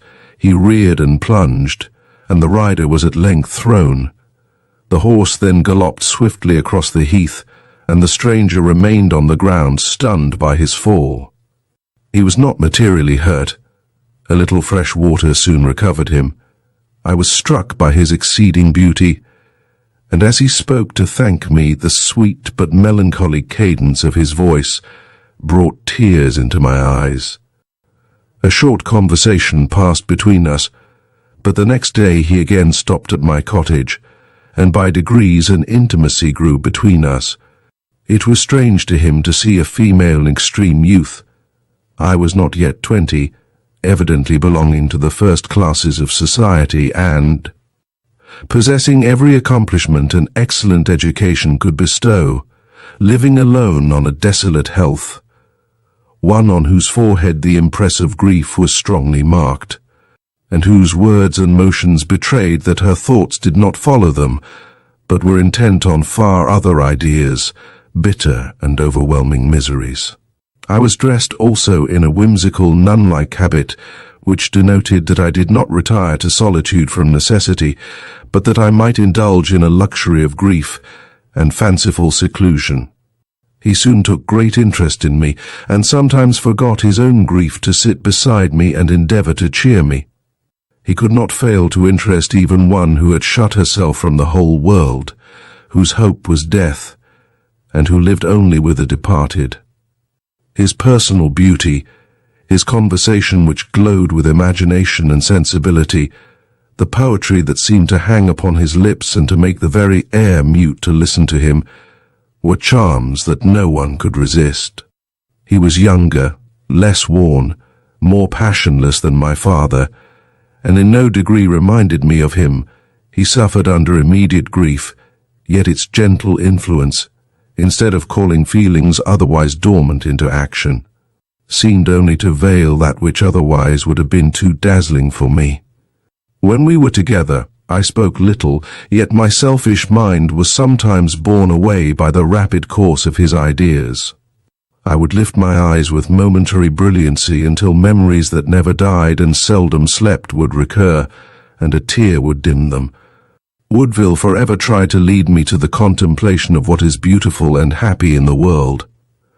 His own mind was constitutionally sick, bent to a former belief in good rather than in evil, and this feeling which must even exhilarate the hopeless ever shone forth in his words. He would talk of the wonderful powers of man, of their present state and of their hopes, of what they had been and what they were, and when reason could no longer guide him. His imagination, as if inspired, shed light on the obscurity that veils the past and the future. He loved to dwell on what might have been the state of the earth before man lived on it, and how he first arose and gradually became the strange, complicated, but as he said, the glorious creature he now is, covering the earth with their creations and forming by the power of their minds another world more lovely than the visible frame of things, even all the world that we find in their writings. A beautiful creation, he would say, which may claim this superiority to its model, that good and evil is more easily separated, the good rewarded in the way they themselves desire, the evil punished as all things evil ought to be punished, not by pain which is revolting to all philanthropy to consider, but by quiet obscurity, which simply deprives them of their harmful qualities. Why kill the serpent when you have extracted his fangs? The poetry of his language and ideas which my words ill convey held me enchained to his discourses. It was a melancholy pleasure to me to listen to his inspired words, to catch for a moment the light of his eyes, to feel a transient sympathy, and then to awaken from the delusion, again to know that all this was nothing, a dream, a shadow, for that there was no reality for me. My father had forever deserted me, leaving me only memories which set an eternal barrier between me and my fellow creatures. I was indeed fellow to none. He, Woodville, mourned the loss of his bride, others wept the various forms of misery as they visited them. But infamy and guilt was mingled with my portion. Unlawful and detestable passion had poured its poison into my ears and changed all my blood, so that it was no longer the kindly stream that supports life, but a cold fountain of bitterness corrupted in its very source. It must be the excess of madness that could make me imagine that I could ever be aught but one, alone, struck off from humanity, bearing no affinity to man or woman, a wretch on whom nature had set her ban. Sometimes Woodville talked to me of himself. He related his history, brief in happiness and woe, and dwelt with passion on his and Eleanor's mutual love. She was, he said, the brightest vision that ever came upon the earth. There was something in her frank countenance, in her voice, and in every motion of her graceful form that overpowered me, as if it were a celestial creature that deigned to mingle with me in intercourse more sweet than man had ever before enjoyed. Sorrow fled before her, and her smile seemed to possess an influence like light to irradiate all mental darkness. It was not like a human loveliness that these gentle smiles went and came, but as a sunbeam on a lake, now light and now obscure, flitting before as you strove to catch them and fold them forever to your heart. I saw this smile fade forever. Alas, I could never have believed that it was indeed Eleanor that died, if once when I spoke she had not lifted her almost benighted eyes, and for one moment like naught beside on earth, more lovely than a sunbeam slighter. Quicker than the waving plumage of a bird, dazzling as lightning and like it giving day to night, yet mild and faint, that smile came, it went, and then there was an end of all joy to me. Thus his own sorrows, or the shapes copied from nature that dwelt in his mind with beauty greater than their own, occupied our talk, while I railed in my own griefs with cautious secrecy.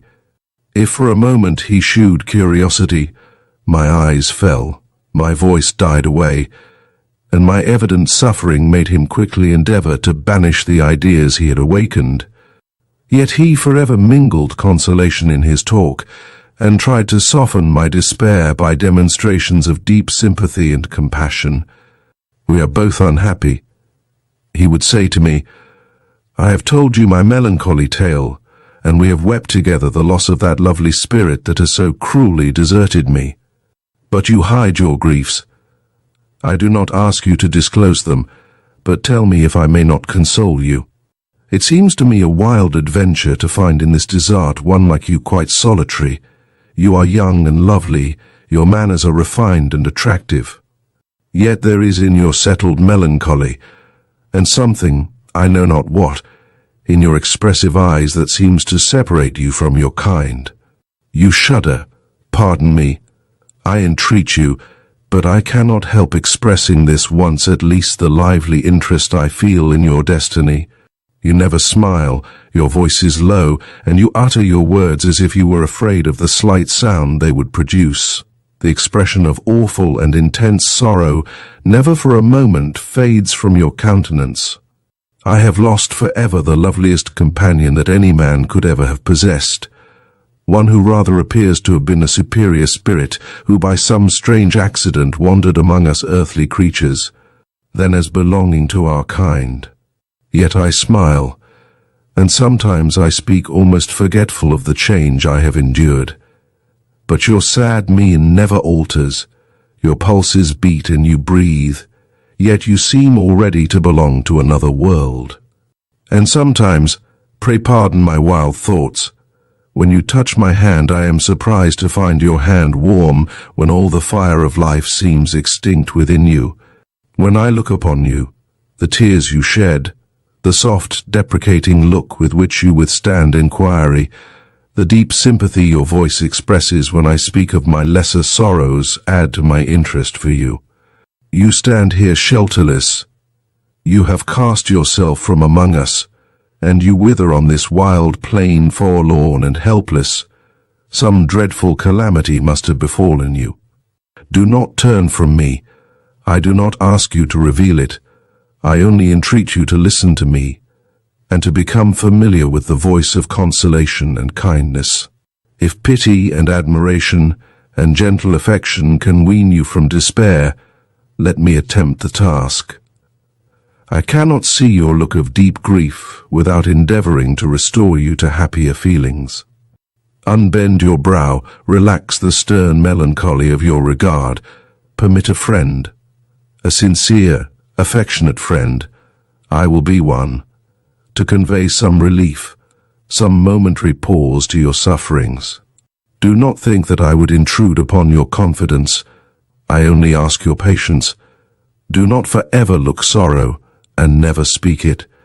Utter one word of bitter complaint, and I will reprove it with gentle exhortation and pour on you the balm of compassion. You must not shut me from all communion with you.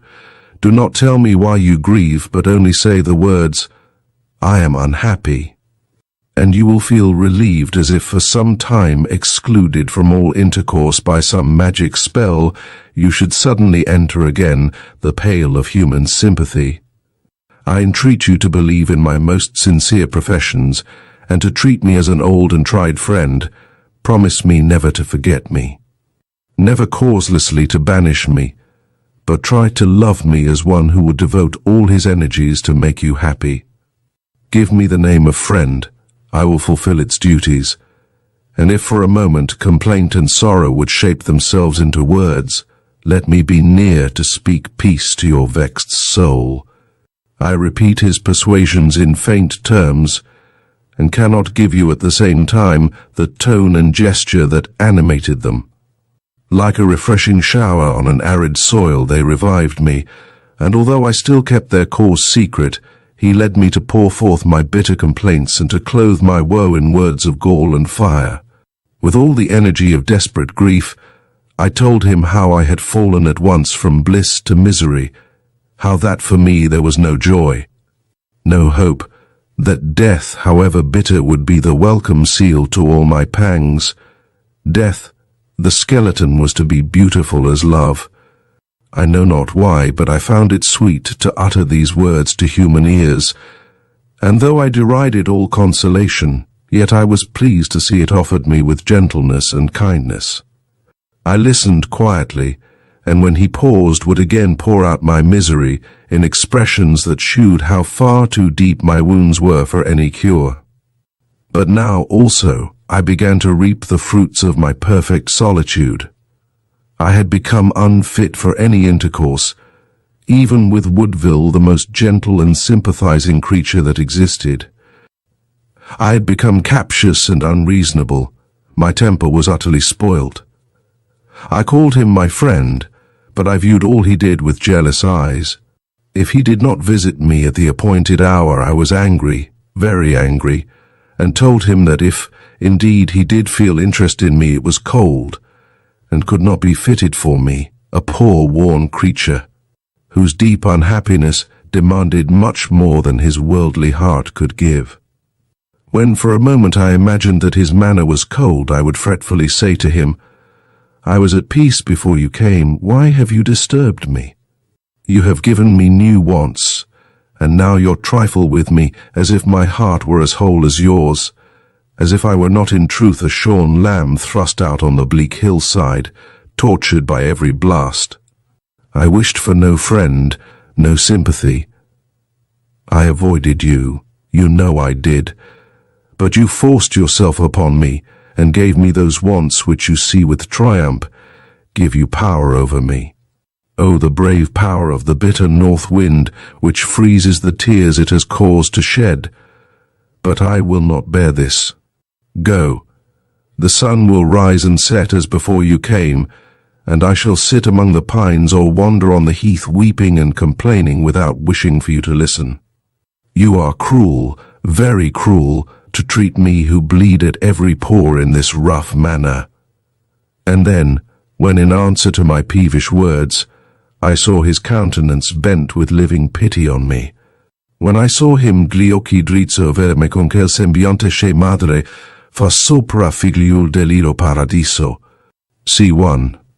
I wept and said, "Oh, pardon me, you are good and kind, but I am not fit for life. Why am I obliged to live? To drag hour after hour, to see the trees wave their branches restlessly, to feel the air, and to suffer in all I feel keenest agony. My frame is strong, but my soul sinks beneath this endurance of living anguish. Death is the goal that I would attain, but, alas, I do not even see the end of the course. Do you, my compassionate friend, 63, tell me how to die peacefully and innocently, and I will bless you. All that I, poor wretch, can desire is a painless death." But Woodville's words had magic in them, when, beginning with the sweetest pity, he would raise me by degrees out of myself and my sorrows until I wondered at my own selfishness. But he left me, and despair returned. The work of consolation was ever to begin anew. I often desired his entire absence, for I found that I was grown out of the ways of life, and that by long seclusion, although I could support my accustomed grief, and drink the bitter daily draught with some degree of patience, yet I had become unfit for the slightest novelty of feeling. Expectation and hopes and affection were all too much for me. I knew this, but at other times I was unreasonable and laid the blame upon him who was most blameless, and pevishly thought that if his gentle soul were more gentle, if his intense sympathy were more intense, he could drive the fiend from my soul and make me more human. I am, I thought, a tragedy, a character that he comes to see act. Now and then he gives me my Q64, that I may make a speech more to his purpose. Perhaps he is already planning a poem in which I am to figure. I am a farce and play to him. But to me this is all dreary reality. He takes all the profit and I bear all the burthen. Chapter 111. It is a strange circumstance, but it often occurs that blessings by their use turn to curses, and that I, who in solitude had desired sympathy as the only relief I could enjoy, should now find it an additional torture to me. During my father's lifetime I had always been of an affectionate and forbearing disposition, but since those days of joy, alas, I was much changed. I had become arrogant, peevish, and above all suspicious, although the real interest of my narration is now ended, and I ought quickly to wind up its melancholy catastrophe. Yet I will relate one instance of my sad suspicion and despair, and how Woodville, with the goodness and almost the power of an angel, softened my rugged feelings and led me back to gentleness. He had promised to spend some hours with me one afternoon, but a violent and continual rain prevented him. I was alone the whole evening. I had passed 2 whole years alone unrepining, but now I was miserable. He could not really care for me, I thought, for if he did, the storm would rather have made him come, even if I had not expected him, than, as it did, prevent a promised visit. He would well know that this drear sky and gloomy rain would load my spirit almost to madness. If the weather had been fine, I should not have regretted his absence as heavily as I necessarily must shut up in this miserable cottage with no companions but my own wretched thoughts. If he were truly my friend, he would have calculated all this, and let me now calculate this boasted friendship, and discover its real worth. He got over his grief for Eleanor, and the country became dull to him, so he was glad to find even me for amusement. And when he does not know what else to do, he passes his lazy hours here, and calls this friendship. It is true that his presence is a consolation to me, and that his words are sweet, and, when he will, he can pour forth thoughts that win me from despair. His words are sweet, and so, truly, is the honey of the bee, but the bee has a sting, and unkindness is a worse smart than that received from an insect's venom. I will 67 put him to the proof. He says all hope is dead to him, and I know that it is dead to me, so we are both equally fitted for death. Let me try if he will die with me, and as I fear to die alone, if he will accompany me to cheer me, and thus he can shew himself my friend in the only manner my misery will permit. It was madness, I believe, but I so worked myself up to this idea that I could think of nothing else. If he dies with me, it is well, and there will be an end of 2 miserable beings, and if he will not, then will I scoff at his friendship and drink the poison before him to shame his cowardice. I planned the whole scene with an earnest heart and frantically set my soul on this project. I procured laudanum and, placing it in 2 glasses on the table, filled my room with flowers and decorated the last scene of my tragedy with the nicest care. As the hour for his coming approached, my heart softened and I wept. Not that I gave up my plan, but even when resolved, the mind must undergo several revolutions of feeling before it can drink its death. Now all was ready and Woodville came. I received him at the door of my cottage, and leading him solemnly into the room, I said, "My friend, I wish to die. I am quite weary of enduring the misery which hourly I do endure, and I will throw it off. What slave will not, if he may, escape from his chains? Look, I weep. For more than 2 years I have never enjoyed one moment free from anguish. I have often desired to die, but I am a very coward. It is hard for one so young, who was once so happy as I was, sick voluntarily to divest themselves of all sensation, and to go alone to the dreary grave I dare not. I must die, yet my fear chills me. I pause and shudder, and then for months I endure my excess of wretchedness. But now the time is come when I may quit life. I have a friend who will not refuse to accompany me in this dark journey. Such is my request. Earnestly do I entreat and implore you to die with me. Then we shall find Eleanor, and what I have lost. Look, I am prepared. There is the death draught. Let us drink it together, and willingly and joyfully quit this hated round of daily life. You turn from me. Yet before you deny me, reflect, Woodville, how sweet it were to cast off the load of tears and misery under which we now labour, and surely we shall find light after we have passed the dark valley. That drink will plunge us in a sweet slumber, and when we awaken, what joy will be ours to find all our sorrows and fears past. A little patience, and all will be over. Aye, a very little patience, for, look, there is the key of our prison. We hold it in our own hands, and are we more debased than slaves to cast it away and give ourselves up to voluntary bondage? Even now, if we had courage, we might be free. Behold, my cheek is flushed with pleasure at the imagination of death. All that we love are dead. Come, give me your hand, one look of joyous sympathy, and we will go together and seek them, a lulling journey, where our arrival will bring bliss and our waking be that of angels. Do you delay? Are you a coward, Woodville? Oh, fie! Cast off this blank look of human melancholy. Oh, that I had words to express the luxury of death, that I might win you. I tell you, we are no longer miserable mortals. We are about to become gods, spirits free and happy as gods. What fool on a bleak shore, seeing a flowery isle on the other side with his lost love beckoning to him from it, would pause because the wave is dark and turbid?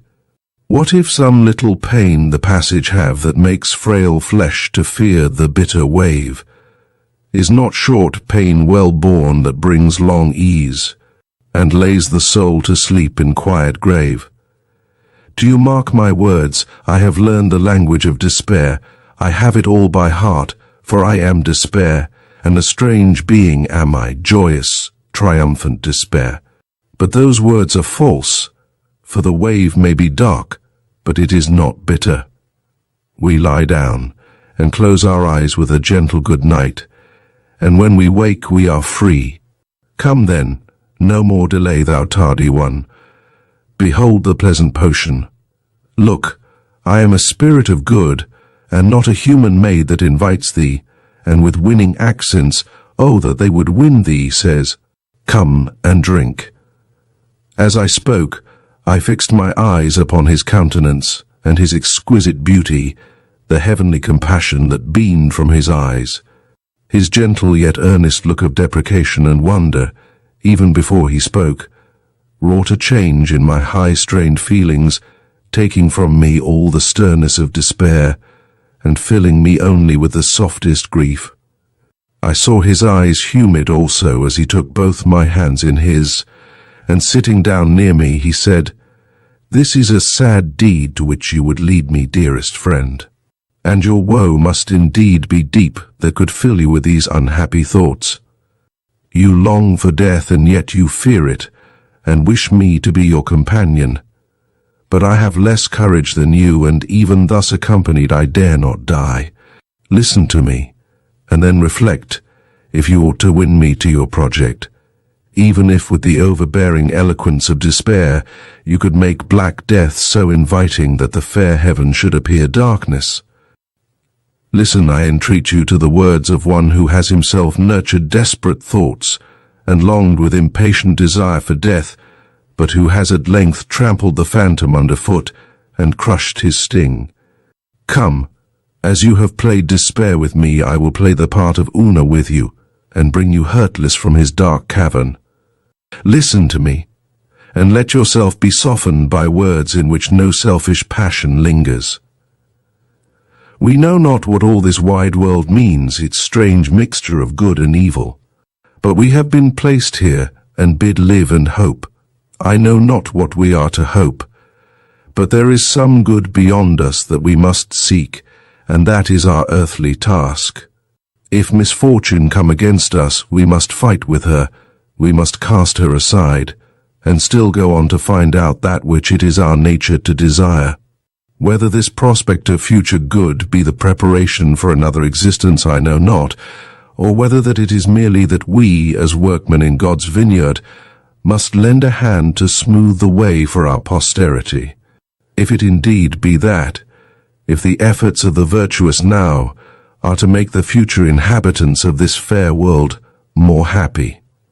If the labors of those who cast aside selfishness and try to know the truth of things are to free the men of ages, now far distant but which will one day come, from the burthen under which those who now live groan, and like you weep bitterly, if they free them but from one of what are now the necessary evils of life, truly I will not fail, but will with my whole soul aid the work. From my youth I have said, I will be virtuous, I will dedicate my life for the good of others, I will do my best to extirpate evil, and if the spirit who protects ill should so influence circumstances that I should suffer, through my endeavor, yet while there is hope, and hope there ever must be, of success, cheerfully do I gird myself to my task.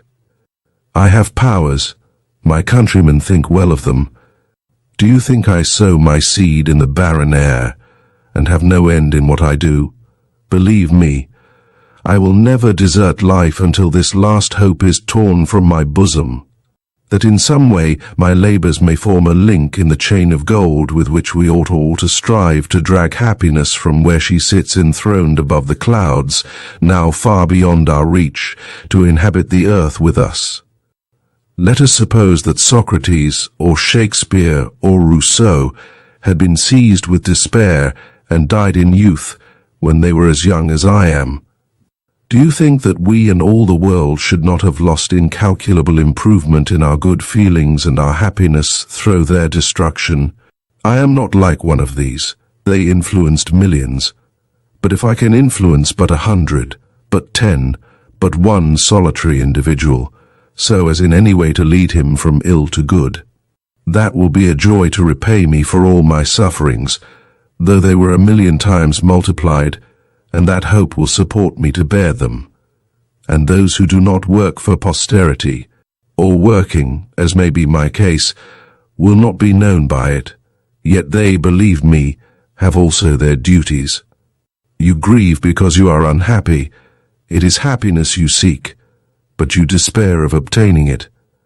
But if you can bestow happiness on another, if you can give one other person only 1 hour of joy, ought you not to live to do it? And every one has it in their power to do that.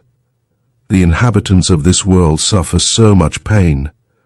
In crowded cities, among cultivated plains, or on the desert mountains, pain is thickly sown. And if we can tear up but one of these noxious weeds or more, if in its stead we can sow one seed of corn, or plant one fair flower, let that be motive sufficient against suicide. Let us not desert our task while there is the slightest hope that we may in a future day do this. Indeed, I dare not die. I have a mother whose support and hope I am. I have a friend who loves me as his life, and in whose breast I should infix a mortal sting if I ungratefully left him. So I will not die. Nor shall you, my friend. Cheer up, cease to weep, I entreat you. Are you not young, and fair, and good? Why should you despair? Or if you must for yourself, why for others? If you can never be happy, can you never bestow happiness? Believe me, if you beheld on lips pale with grief one smile of joy and gratitude, and knew that you were parent of that smile, and that without you it had never been, you would feel so pure and warm a happiness that you would wish to live for ever again and again to enjoy the same pleasure. Come, I see that you have already cast aside the sad thoughts you before frantically indulged. Look in that mirror.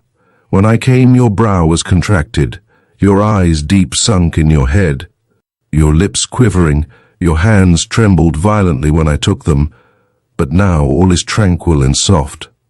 You are grieved, and there is grief in the expression of your countenance, but it is gentle and sweet. You allow me to throw away this cursed drink. You smile, oh, congratulate me, hope is triumphant, and I have done some good. These words are shadowy as I repeat them, but they were indeed words of fire, and produced a warm hope in me. I, miserable wretch, to hope, that tingled like pleasure in my veins. He did not leave me for many hours, not until he had improved the spark that he had kindled, and with an angelic hand fostered the return of something that seemed like joy. He left me, but I still was calm, and after I had saluted the starry sky and dewy earth with eyes of love and a contented good night, I slept sweetly, visited by dreams, the first of pleasure I had had for many long months. But this was only a momentary relief, and my old habits of feeling returned, for I was doomed while in life to grieve, and to the natural sorrow of my father's death and its most horrific cause. Imagination added a tenfold weight of woe. I believed myself to be polluted by the unnatural love I had inspired, and that I was a creature cursed and set apart by nature. I thought that, like another Cain, I had a mark set on my forehead to shew mankind that there was a barrier between me and the 72. Woodville had told me that there was in my countenance an expression as if I belonged to another world, so he had seen that sign, and there it lay, a gloomy mark to tell the world that there was that within my soul that no silence could render sufficiently obscure.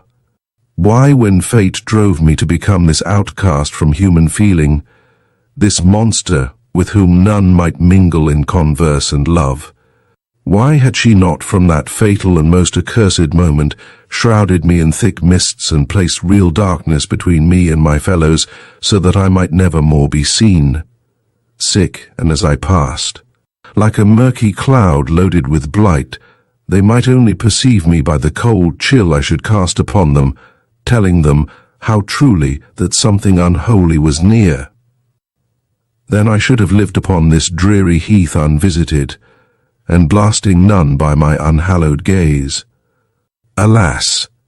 I verily believe that if the near prospect of death did not dull and soften my bitter failings, if for a few months longer I had continued to live as I then lived, strong in body, but my soul corrupted to its core by a deadly cancer, if day after day I had dwelt on these dreadful sentiments, I should have become mad, and should have fancied myself a living pestilence, so horrible to my own solitary thoughts did this form, this voice, and all this wretched self appear, for had it not been the source of guilt that wants a name, this was superstition. I did not feel thus frantically when first I knew that the holy name of Father was become a curse to me. But my lonely life inspired me with wild thoughts, and then when I saw Woodville, and day after day he tried to win my confidence, and I never dared give words to my dark tale, I was impressed more strongly with the withering fear that I was in truth a marked creature, a pariah, only fit for death. Chapter 112. As I was perpetually haunted by these ideas, you may imagine that the influence of Woodville's words was very temporary.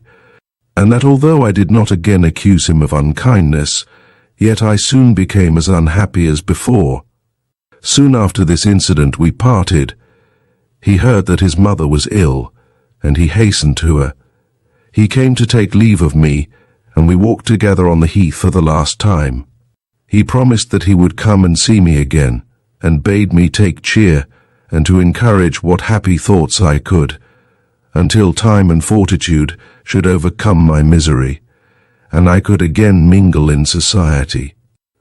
Above all other admonition on my part, he said, cherish and follow this one, do not despair.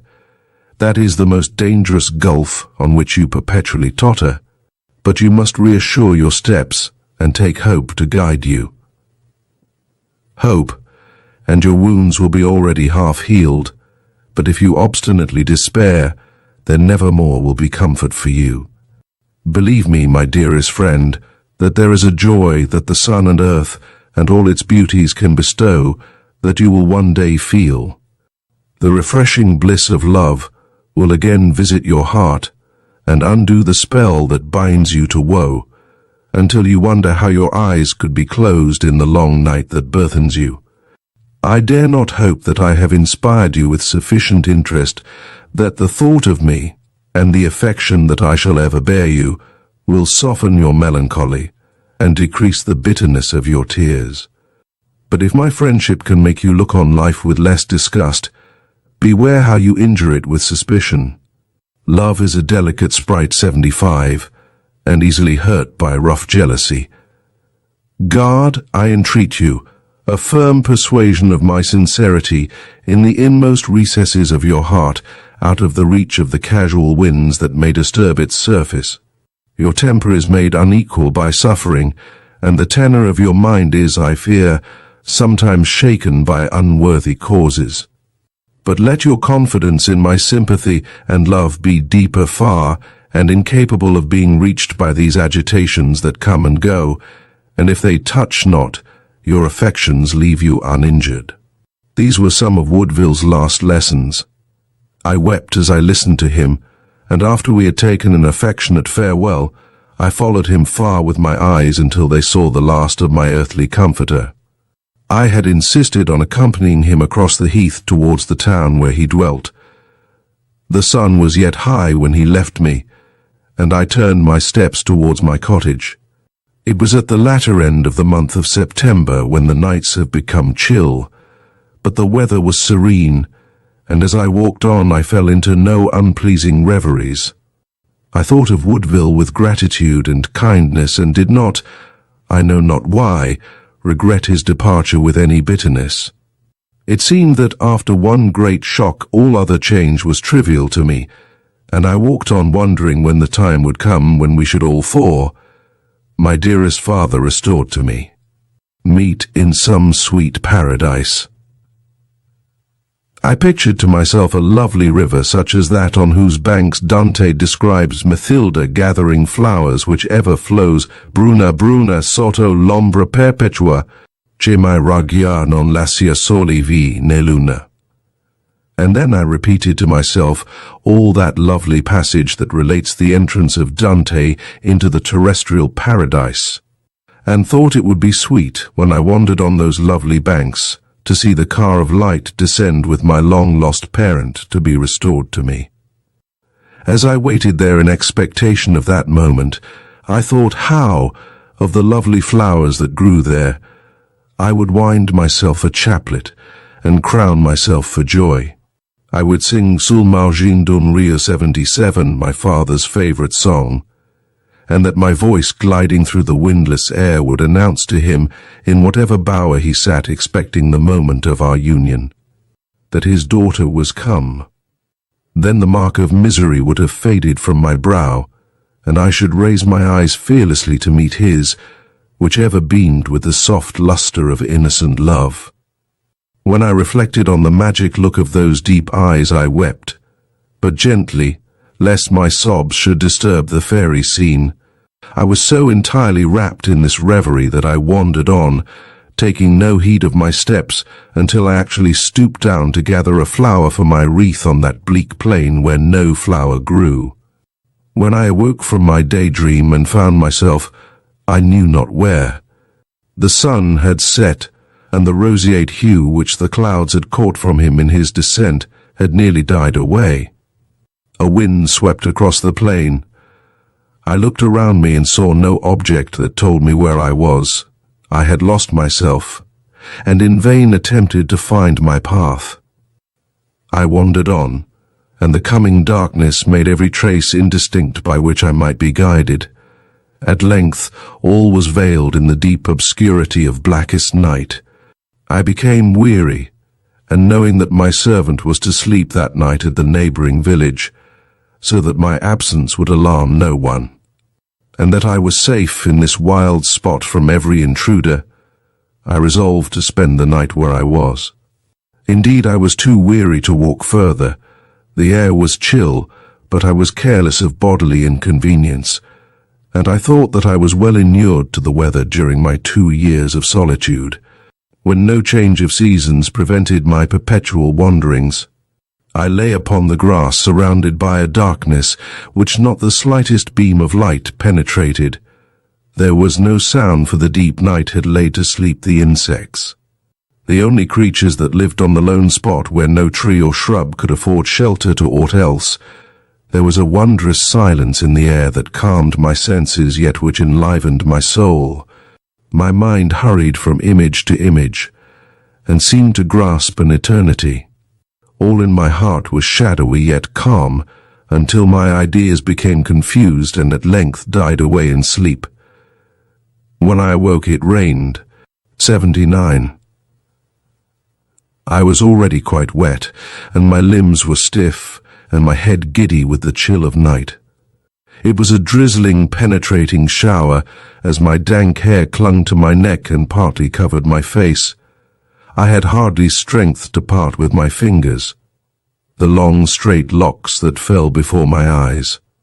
The darkness was much dissipated, and in the east, where the clouds were least dense, the moon was visible behind the thin grey cloud. The moon is behind, and at the full, and yet she looks both small and dull. Its presence gave me a hope that by its means I might find my home, but I was languid, and many hours passed before I could reach the cottage, dragging as I did my slow steps, and often resting on the wet earth unable to proceed. I particularly mark this night, for it was that which has hurried on the last scene of my tragedy, which else might have dwindled on through long years of listless sorrow. I was very ill when I arrived, and quite incapable of taking off my wet clothes that clung about me. In the morning, on her return, my servant found me almost lifeless. While possessed by a high fever, I was lying on the floor of my room. I was very ill for a long time, and when I recovered from the immediate danger of fever, every symptom of a rapid consumption declared itself. I was for some time ignorant of this, and thought that my excessive weakness was the consequence of the fever, sick, but my strength became less and less. As winter came on, I had a cough, and my sunken cheek, before pale, burned with a hectic fever. One by one these symptoms struck me, and I became convinced that the moment I had so much desired was about to arrive, and that I was dying. I was sitting by my fire. The physician who had attended me ever since my fever had just left me, and I looked over his prescription, in which digitalis was the prominent medicine. "Yes," I said, "I see how this is, and it is strange that I should have deceived myself so long. I am about to die an innocent death, and it will be sweeter even than that which the opium promised." I rose and walked slowly to the window. The wide heath was covered by snow which sparkled under the beams of the sun that shone brightly through the pure, frosty air. A few birds were pecking some crumbs under my window. 81. I smiled with quiet joy, and in my thoughts, which through long habit would forever connect themselves into one train, as if I shaped them into words, I thus addressed the scene before me: "I salute thee, beautiful sun, and thou, white earth, fair and cold. Perhaps I shall never see thee again covered with green, and the sweet flowers of the coming spring will blossom on my grave. I am about to leave thee, soon this living spirit, which is ever busy among strange shapes and ideas, which belong not to thee. Soon it will have flown to other regions, and this emaciated body will rest insensate on thy bosom, rolled round in earth's diurnal course with rocks and stones and trees. For it will be the same with thee, who art called our universal mother, 82 when I am gone. I have loved thee, and in my days both of happiness and sorrow I have peopled your solitudes with wild fancies of my own creation. The woods and lakes and mountains which I have loved have for me 1,000 associations, and thou, O sun, hast smiled upon, and borne your part in many imaginations that sprung to life in my soul alone, and which will die with me. Your solitudes, sweet land, your trees and waters will still exist, moved by your winds, or still beneath the eye of noon, though, 83, but all my dreams, which have often strayed, will die with me. You will exist to reflect other images in other minds, and ever will remain the same, although your reflected semblance vary in 1,000 ways, changeable as the hearts of those who view thee. One of these fragile mirrors that ever doted on thine image is about to be broken, crumbled to dust. But ever-teeming nature will create another and another, and thou wilt lose naught by my destruction. Thou wilt ever be the same. Receive then the grateful farewell of a fleeting shadow who is about to disappear, who joyfully leaves thee, yet with a last look of affectionate thankfulness. Farewell, sky and fields and woods, the lovely flowers that grow on thee, thy mountains and thy rivers, to the balmy air and the strong wind of the north, to all a last farewell. I shall shed no more tears, for my task is almost fulfilled, and I am about to be rewarded for long and most burthensome suffering. Bless thy child, even sick in death, as I bless thee, and let me sleep at peace in my quiet grave. I feel death to be near at hand, and I am calm. I no longer despair, but look on all around me with placid affection. I find it sweet to watch the progressive decay of my strength, and to repeat to myself, another day, and yet another, but again I shall not see the red leaves of autumn. Before that time I shall be with my father. I am glad Woodville is not with me, for perhaps he would grieve, and I desire to see smiles alone during the last scene of my life. When I last wrote to him, I told him of my ill health, but not of its mortal tendency, lest he should conceive it to be his duty to come to me, for I fear lest the tears of friendship should destroy the blessed calm of my mind. I take pleasure in arranging all the little details which will occur when I shall no longer be. In truth, I am in love with death.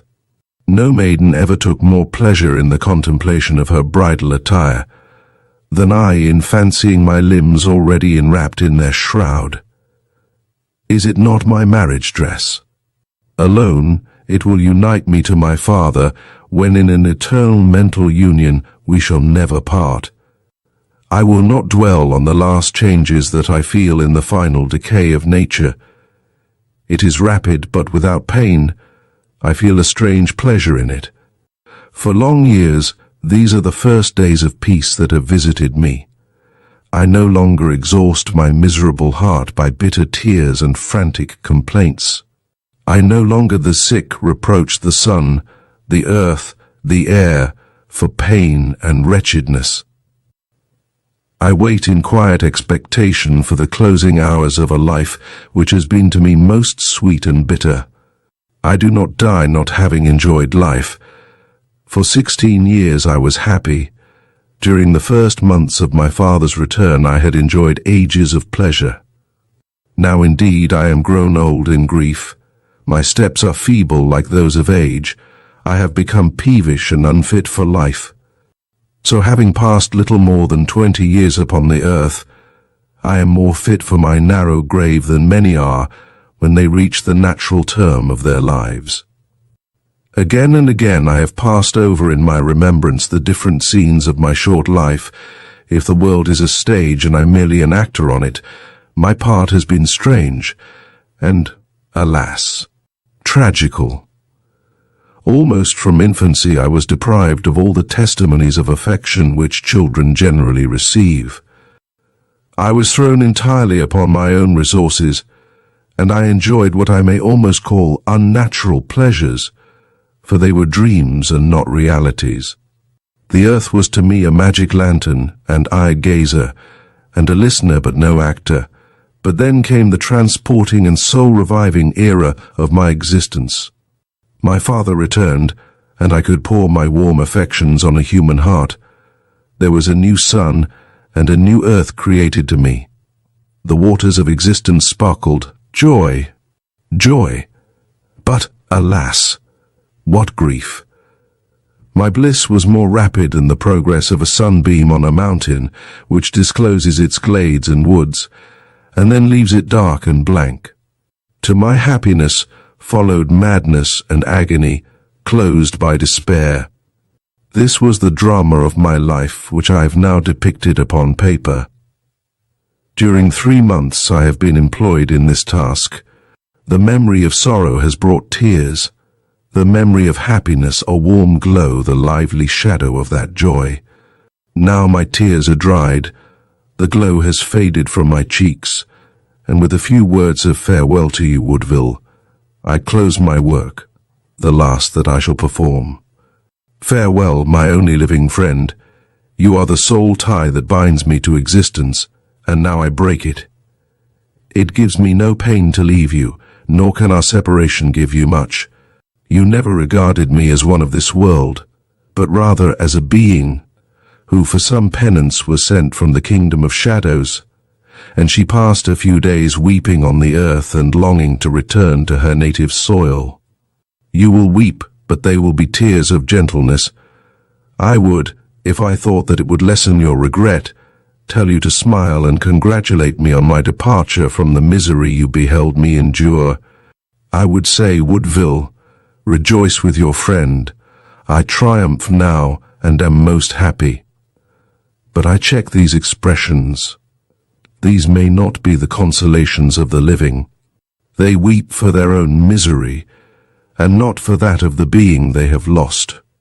No, shed a few natural tears due to my memory, and if you ever visit my grave, pluck from thence a flower, and lay it to your heart, for your heart is the only tomb in which my memory will be interred. My death is rapidly approaching, and you are not near to watch the flitting and vanishing of my spirit. Do not regret this, for death is a too terrible and sick object for the living. It is one of those adversities which hurt instead of purifying the heart, for it is so intense a misery that it hardens and dulls the feelings. Dreadful as the time was, when I pursued my father towards the ocean, and found there sick only his lifeless corpse, yet for my own sake I should prefer that to the watching one by one his senses fade, his pulse weaken, and sleeplessly as it were, devour his life in gazing. To see life in his limbs, and to know that soon life would no longer be there, to see the warm breath issue from his lips, and to know they would soon be chill. I will not continue to trace this frightful picture. You suffered this torture once, I never did. And the remembrance fills your heart sometimes with bitter despair, when otherwise your feelings would have melted into soft sorrow. So day by day I become weaker, and life flickers in my wasting form, as a lamp about to loose it vivifying oil. I now behold the glad sun of May.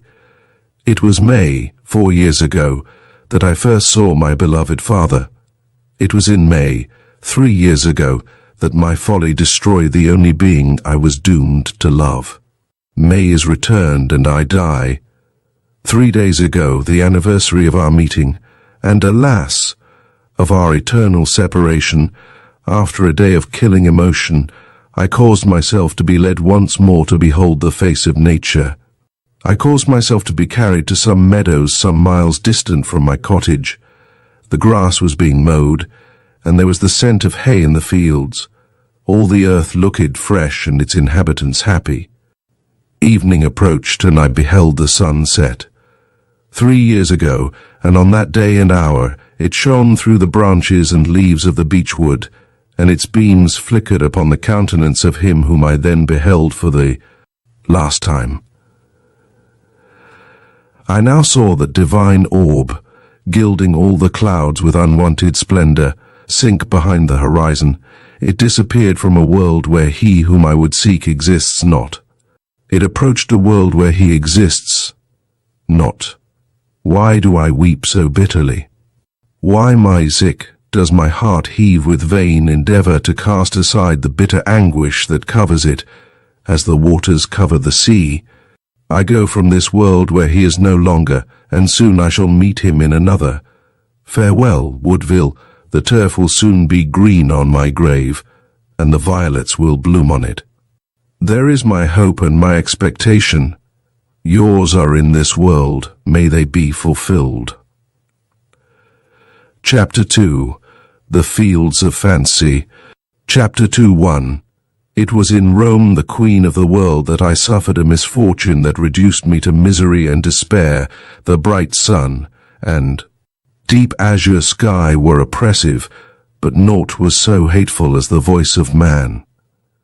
I loved to walk by the shores of the Tiber, which were solitary, and if the sirocco blew, to see the swift clouds pass over St. Peter's and the many domes of Rome, or if the sun shone, I turned my eyes from the sky, whose light was too dazzling and gay to be reflected in my tearful eyes. I turned them to the river, whose swift course was as the speedy departure of happiness, and whose turbid color was gloomy as grief. Whether I slept I know not, or whether it was in one.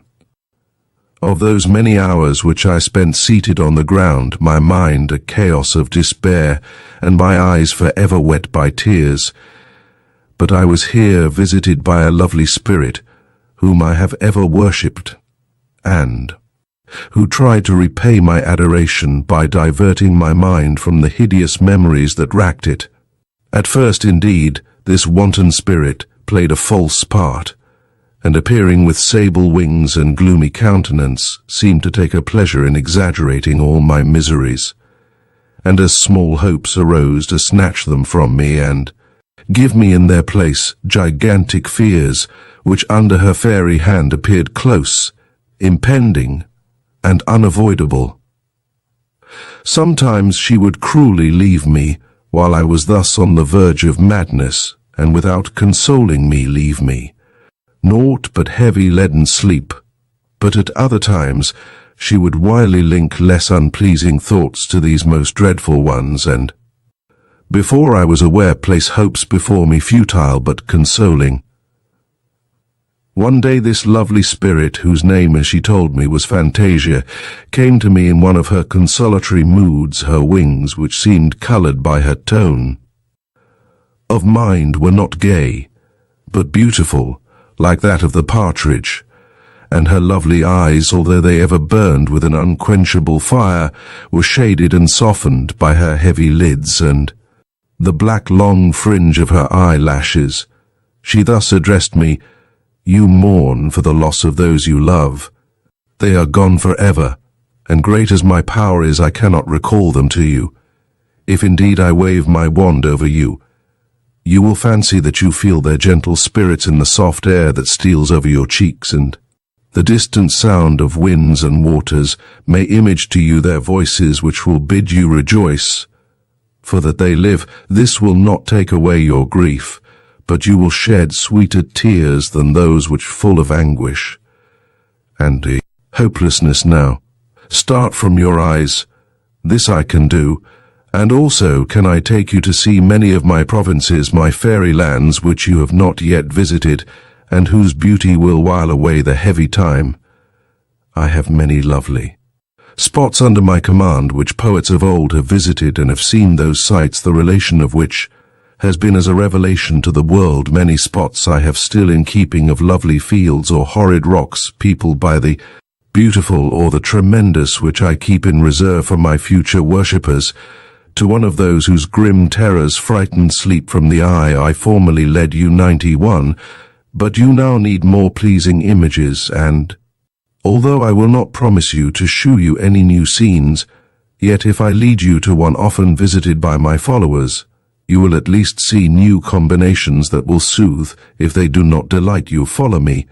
Alas, I replied, when have you found me slow to obey your voice? Sometimes indeed I have called you, and you have not come. But when before have I not followed your slightest sign, and have left what was either of joy or sorrow in our world to dwell with you in yours, till you have dismissed me, ever unwilling to depart? But now the weight of grief that oppresses me takes from me that lightness which is necessary to follow your quickened, winged motions. Alas, in the midst of my course, one thought would make me droop to the ground, while you would outspeed me to your kingdom of glory, and leave me here darkling, ungrateful. Replied the Spirit, do I not tell you that I will sustain and console you? My wings shall aid your heavy steps, and I will command my winds to disperse the mist that overcasts you. I will lead you to a place where you will not hear laughter that disturbs you, or see the sun that dazzles you. We will choose some of the most somber walks of the Elysian fields. The Elysian fields, I exclaimed with a quick scream. Shall I then see? I gasped and could not ask that which I longed to know. The friendly Spirit replied more gravely, I have told you that you will not see those whom you mourn, but I must away. Follow me, or I must leave you weeping deserted. By the Spirit that now checks your tears, go. I replied, I cannot follow. I can only sit here and grieve. Long to see those who are gone forever for to naught. But what has relation to them can I listen? The Spirit left me to groan and weep, to wish the sun quenched in eternal darkness, to accuse the air, the waters, all the universe of my utter and irremediable misery. Fantasia came again, and ever when she came tempted me to follow her, but as to follow her was to leave for a while the thought of those loved ones whose memories were my all, although they were my torment. I dared not go. Stay with me. I cried, and help me to clothe my bitter thoughts in lovelier colors. Give me hope, although fallacious, and images of what has been, although it never will be again. Diversion. I cannot take cruel fairy. Do you leave me? Alas, all my joy fades at thy departure, but I may not follow thee. One day after one of these combats, when the Spirit had left me, I wandered on along the banks of the river to try to disperse the excessive misery that I felt, until, overcome by fatigue, my eyes weighed down by tears, I lay down under the shade of trees and fell asleep. I slept long, and when I awoke, I knew not where I was. I did not see the river or the distant city, but I lay beside a lovely fountain, shadowed over by willows and surrounded by blooming myrtles. At a short distance, the air seemed pierced by the spiry pines and cypresses, and the ground was covered by short moss and sweet-smelling heath. The sky was blue, but not dazzling like that of Rome, and on every side I saw long alleys, clusters of trees with intervening lawns and gently stealing rivers. Where am I? I exclaimed. Looking around me, I beheld Fantasia. She smiled, and as she smiled, all the enchanting scene appeared. Lovelier rainbows played in the fountain, and the heath flowers at our feet appeared as if just refreshed by dew. I have seized you, said she, as you slept, and will for some little time retain you as my prisoner. I will introduce you to some of the inhabitants of these peaceful gardens. It shall not be to any whose exuberant happiness will form an pleasing contrast with your heavy grief.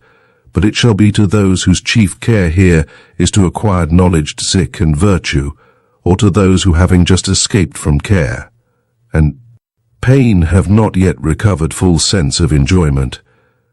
This part of these Elysian gardens is devoted to those who, as before in your world, wish to become wise and virtuous by study and action. Here endeavor after the same ends by contemplation. They are still unknowing of their final destination, but they have a clear knowledge of what on earth is only supposed by some, which is that their happiness now and hereafter depends upon their intellectual improvement.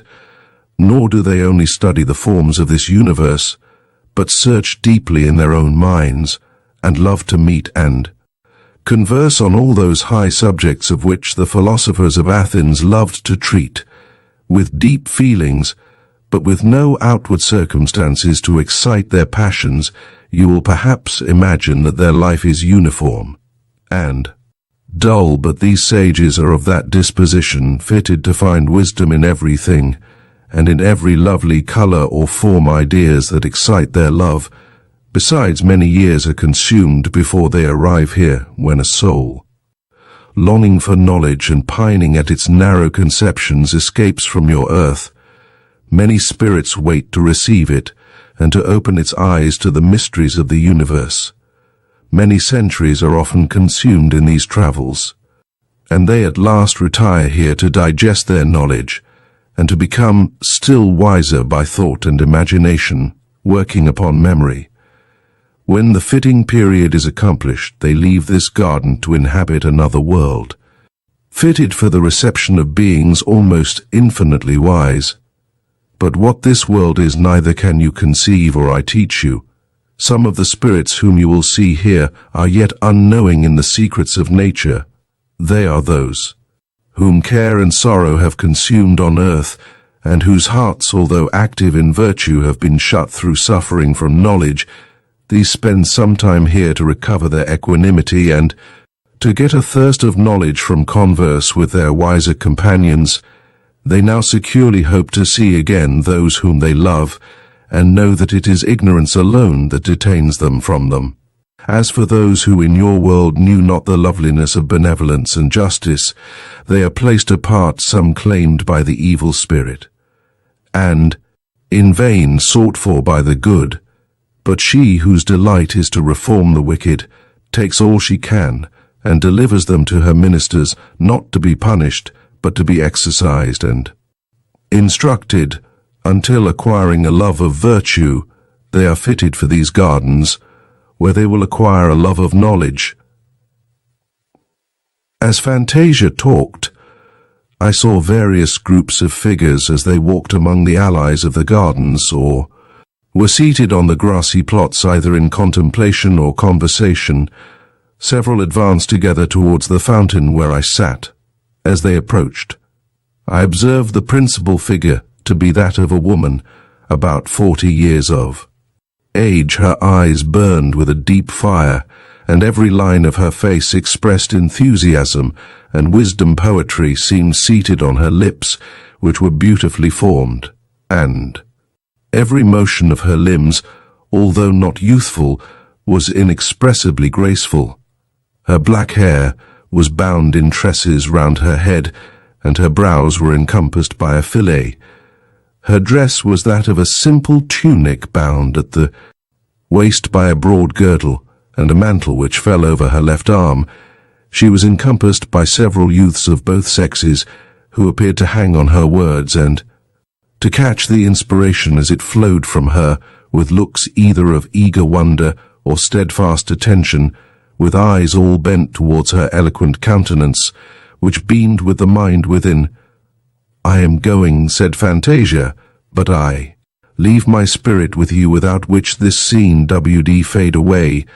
I leave you in good company. That female whose eyes, like the loveliest planet in the heavens, draw all to gaze on her, is the prophetess Diotima, the instructress of Socrates. The company about her are those just escaped from the world. There they were unthinking or misconducted in the pursuit of knowledge. She leads them to truth and wisdom, until the time comes when they shall be fitted for the journey through the universe, which all must one day undertake. Farewell. And now, gentlest reader, I must beg your indulgence. I am a being too weak to record the words of Diotima, her matchless wisdom and heavenly eloquence. What I shall repeat will be as the faint shadow of a tree by moonlight. Somewhat of the form will be preserved, but there will be no life in it. Plato alone of mortals could record the thoughts of Diotima hopeless. Therefore, I shall not dwell so much on her words as on those of her pupils, which being more earthly can better than hers be related by living lips. Diotima approached the fountain and seated herself on a mossy mound near it, and her disciples placed themselves on the grass near her. Without noticing me, who sat close under her, she continued her discourse, addressing as it happened one or other of her listeners.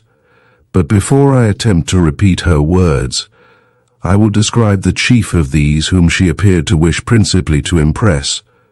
One was a woman of about 23 years of age, in the full enjoyment of the most exquisite beauty. Her golden hair floated in ringlets on her shoulders. Her hazel eyes were shaded by heavy lids, and her mouth, the lips apart, seemed to breathe sensibility. But she appeared thoughtful and unhappy. Her cheek was pale. She seemed as if accustomed to suffer, and as if the lessons she now heard were the only words of wisdom to which she had ever listened. The youth beside her had a far different aspect.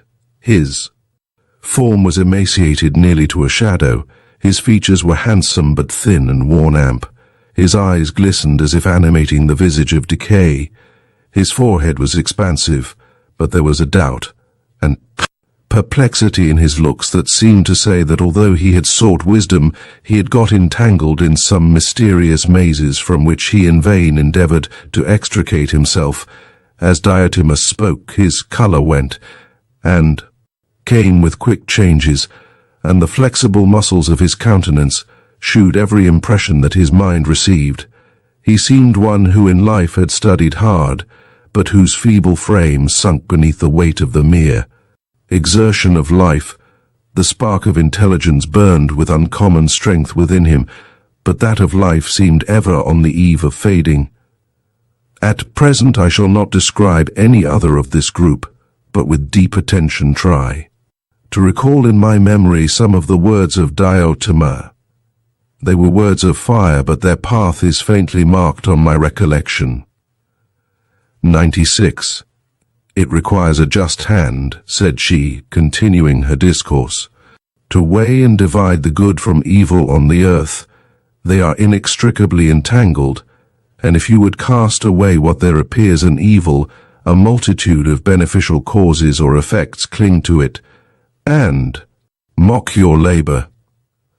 When I was on earth, and have walked in a solitary country during the silence of night, and have beheld the multitude of stars, the soft radiance of the moon reflected on the sea, which was studded by lovely islands, when I have felt the soft breeze steal across my cheek, and as the words of love it has soothed and cherished me, then my mind seemed almost to quit the body that confined it to the earth, and with a quick mental sense to mingle with the scene that I hardly saw.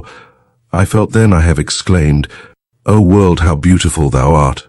O brightest universe, behold thy worshipper, spirit of beauty and of sympathy which pervades all things, and now lifts my soul as with wings. How have you animated the light and the breezes! Deep and inexplicable spirit, give me words to express my adoration. My mind is hurried away, but with language I cannot tell how I feel thy loveliness.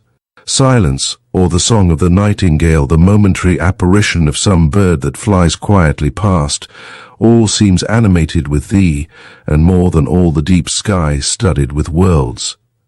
If the winds roared, and tore the sea, and the dreadful lightnings seemed falling around me, still love was mingled with the sacred terror I felt. The majesty of loveliness was deeply impressed on me. So also I have felt when I have seen a lovely countenance, or heard solemn music, or the eloquence of divine wisdom flowing from the lips of one of its worshippers. Lovely animal, or even the graceful undulations of trees and inanimate objects, have excited in me the same deep feeling of love and beauty, a feeling which, while it made me alive and eager to seek the cause and animator of the scene, yet satisfied me by its very depth, as if I had already found the solution to my inquirer's sick, and as if in feeling myself a part of the great whole I had found the truth and secret of the universe. But when retired in my cell, I have studied and contemplated the various motions and actions in the world. The weight of evil has confounded me.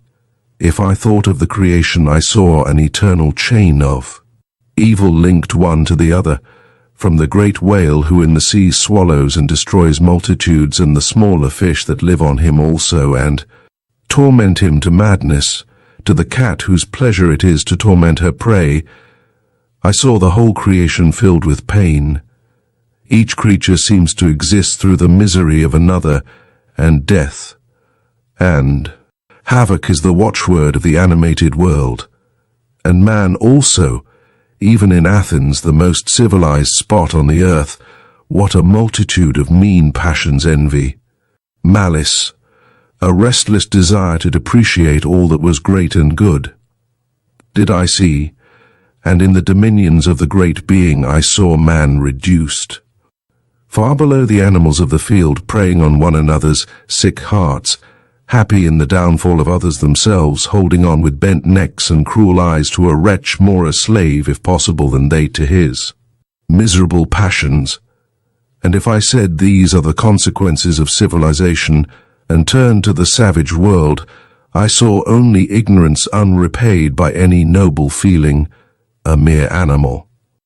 Love of life, joined to a low love of power, and a fiendish love of destruction. I saw a creature drawn on by his senses and his selfish passions, but untouched by aught noble or even human. And then when I sought for consolation in the various faculties man is possessed of, and which I felt burning within me, I found that spirit of union with love and beauty, which formed my happiness and pride, degraded into superstition, and turned from its natural growth, which could bring forth only good fruit. Cruelty, amp, intolerance, and hard tyranny was grafted on its trunk, and from it sprung fruit suitable to such grafts. If I mingled with my fellow creatures, was the voice I heard that of love and virtue, or that of selfishness and vice? Still misery was ever joined to it, and the tears of mankind formed a vast sea, ever blown on by its sighs, and seldom illuminated by its smiles, such taking only one side of the picture, and shutting wisdom from the view is a just portraiture of the creation as seen on earth. But when I compared the good and evil of the world, and wished to divide them into two separate principles, I found them inextricably entwined together, and I was again cast into perplexity and doubt. I might have considered the earth as an imperfect formation, where having bad materials to work on, the Creator could only palliate the evil effects of his combinations. But I saw a wanton malignity in many parts, and particularly in the mind of man, that baffled me, a delight in mischief, a love of evil for evil's sake, a siding of the multitude, a dastardly applause which in their hearts the crowd gave to triumphant wickedness over lowly virtue, that filled me with painful sensations. Meditation, painful and continual thought, only increased my doubts. I dared not commit the blasphemy of ascribing the slightest evil to a beneficent God. To whom then should I ascribe the creation? To two principles, which was the uppermost? They were certainly independent, for neither could the good spirit allow the existence of evil, or the evil one the existence of good. Tired of these doubts, to which I could form no probable solution, sick of forming theories which I destroyed as quickly as I built them, I was one evening on the top of Hymettus, beholding the lovely prospect as the sun set in the glowing sea. I looked towards Athens, and In my heart I exclaimed, O busy hive of men, what heroism and what meanness exists within thy walls, and alas, both to the good and to the wicked, what incalculable misery freemen ye call yourselves, yet every free man has 10 slaves to build up his freedom, and these slaves are men as they are, yet degraded by their station to all that is mean and loathsome. Yet in how many hearts now beating in that city do high thoughts live, and magnanimity that should methinks redeem the whole human race? What though the good man is unhappy? Has he not that in his heart to satisfy him? And will a contented conscience compensate for fallen hopes, a slandered name, torn affections, and all the miseries of civilized life? O sun, how beautiful thou art, and how glorious is the golden ocean that receives thee! My heart is at peace, I feel no sorrow. A holy love stills my senses. I feel as if my mind also partook of the inexpressible loveliness of surrounding nature. What shall I do? Shall I disturb this calm by mingling in the world? Shall I with an aching heart seek the spectacle of misery to discover its cause? Or shall I hopeless leave the search of knowledge and devote myself to the pleasures they say this world affords? Oh, no. I will become wise. I will study my own heart, and there discovering as I may the spring of the virtues I possess, I will teach others how to look for them in their own souls. I will find whence arises this unquenchable love of beauty I possess, that seems the ruling star of my life.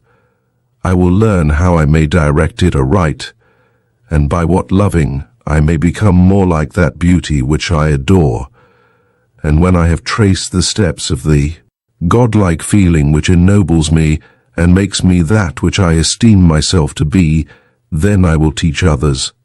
And if I gain but one proselyte, if I can teach but one other mind what is the beauty which they ought to love, and what is the sympathy to which they ought to aspire, what is the true end of their being, which must be the true end of that of all men, then shall I be satisfied, and think I have done enough.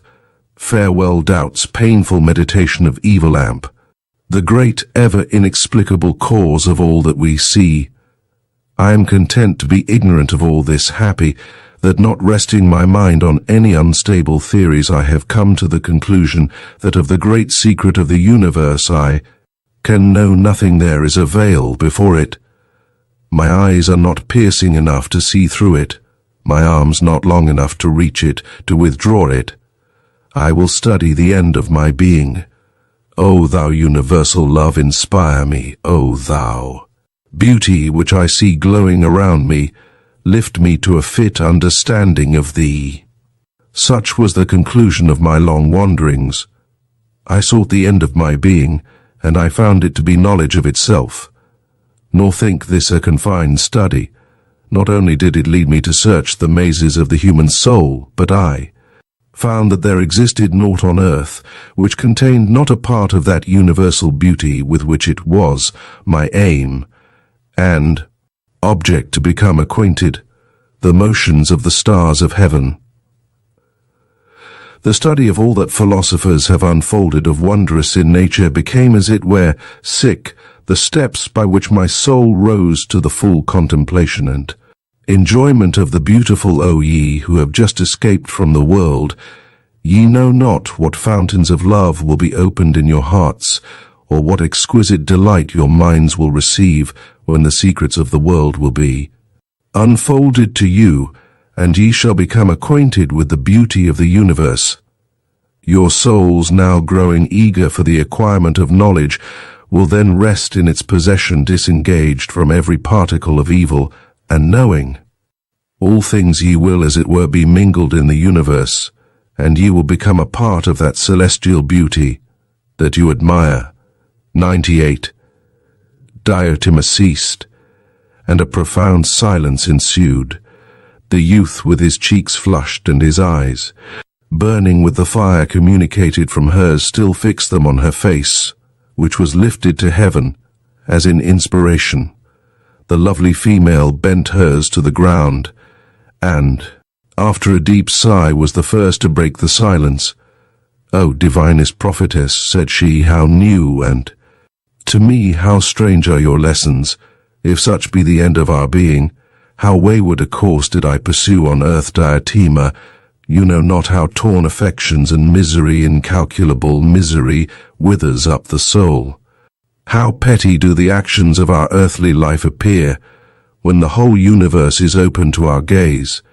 Yet there our passions are deep and irresistible sick, and as we are floating hopeless yet clinging to hope down the impetuous stream, can we perceive the beauty of its banks, which alas my soul was too turbid to reflect.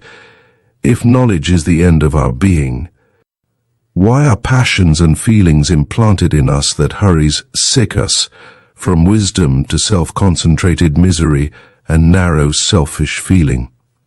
Is it as a trial? On earth I thought that I had well fulfilled my trial, and my last moments became peaceful with the reflection that I deserved no blame. But you take from me that feeling, my passions were there my all too. Me and the hopeless misery that possessed me shut all love and all images of beauty from my soul nature, was to me as the blackest night, and, if rays of loveliness ever strayed into my darkness, it was only to draw bitter tears of hopeless anguish from my eyes. Oh, on earth, what consolation is there to misery? Your heart, I fear, replied Diotima, was broken by your sufferings, but if you had struggled, if when you found all hope of earthly happiness wither within you, while desire of it scorched your soul, if you had near you a friend to have raised you to the contemplation of beauty, and the search of knowledge, you would have found, perhaps, not new hopes spring within you, but a new life distinct from that of passion by which you had before existed. Relate to me what this misery was that thus engrosses you. Tell me what were the vicissitudes of feeling that you endured on earth. After death, our actions and worldly interest fade as nothing before us, but the traces of our feelings exist, and the memories of those are what furnish us here with eternal subject of meditation. A blush spread over the cheek of the lovely girl Alice. Replied she, "What a tale must I relate, what dark and frenzied passions must I unfold. When you, Diotima, lived on earth, your soul seemed to mingle in love only with its own essence, and to be unknowing of the various tortures which that heart endures, who, if it has not sympathized with, has been witness of the dreadful struggles of a soul enchained by dark, deep passions which were its hell, and yet from which it could not escape. Are there in the peaceful language used by the inhabitants of these regions words burning enough to paint the tortures of the human heart? Can you understand them? Or can you in any way sympathize with them?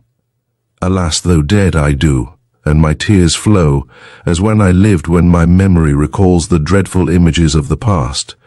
As the lovely girl spoke, my own eyes filled with bitter drops. The spirit of Fantasia seemed to fade from within me, and when after placing my hand before my swimming eyes I withdrew it again, I found myself under the trees on the banks of the Tiber. The sun was just setting, and, tinging with crimson, the clouds that floated over St. Peter's, all was still, no human voice was heard. The very air was quiet. I rose up, bewildered with the grief that I felt within me the recollection of what I had heard.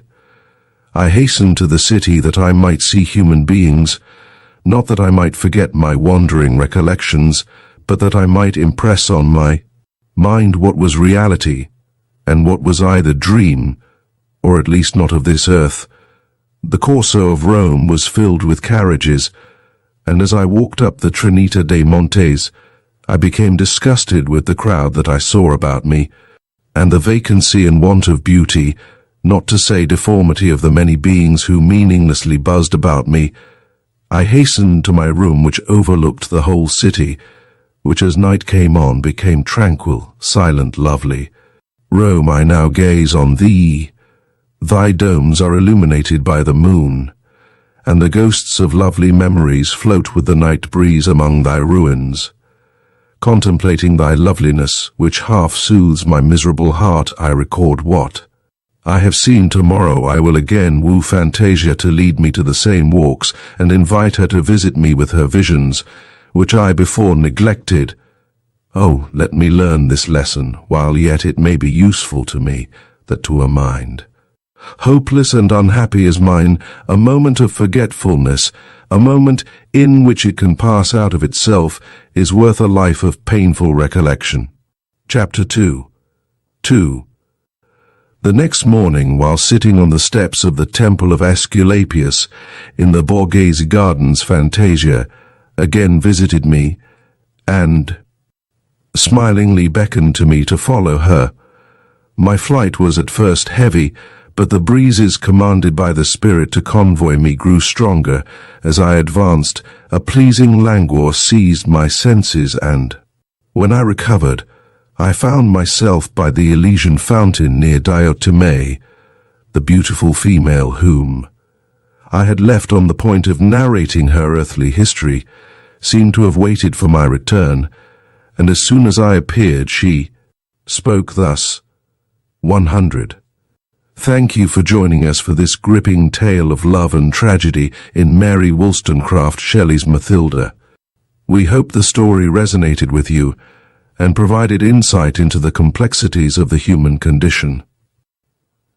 If you enjoyed this narration, please consider subscribe for more classic literature and captivating stories.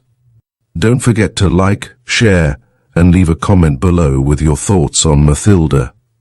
Your feedback is always appreciated and helps us continue to bring you the stories you love.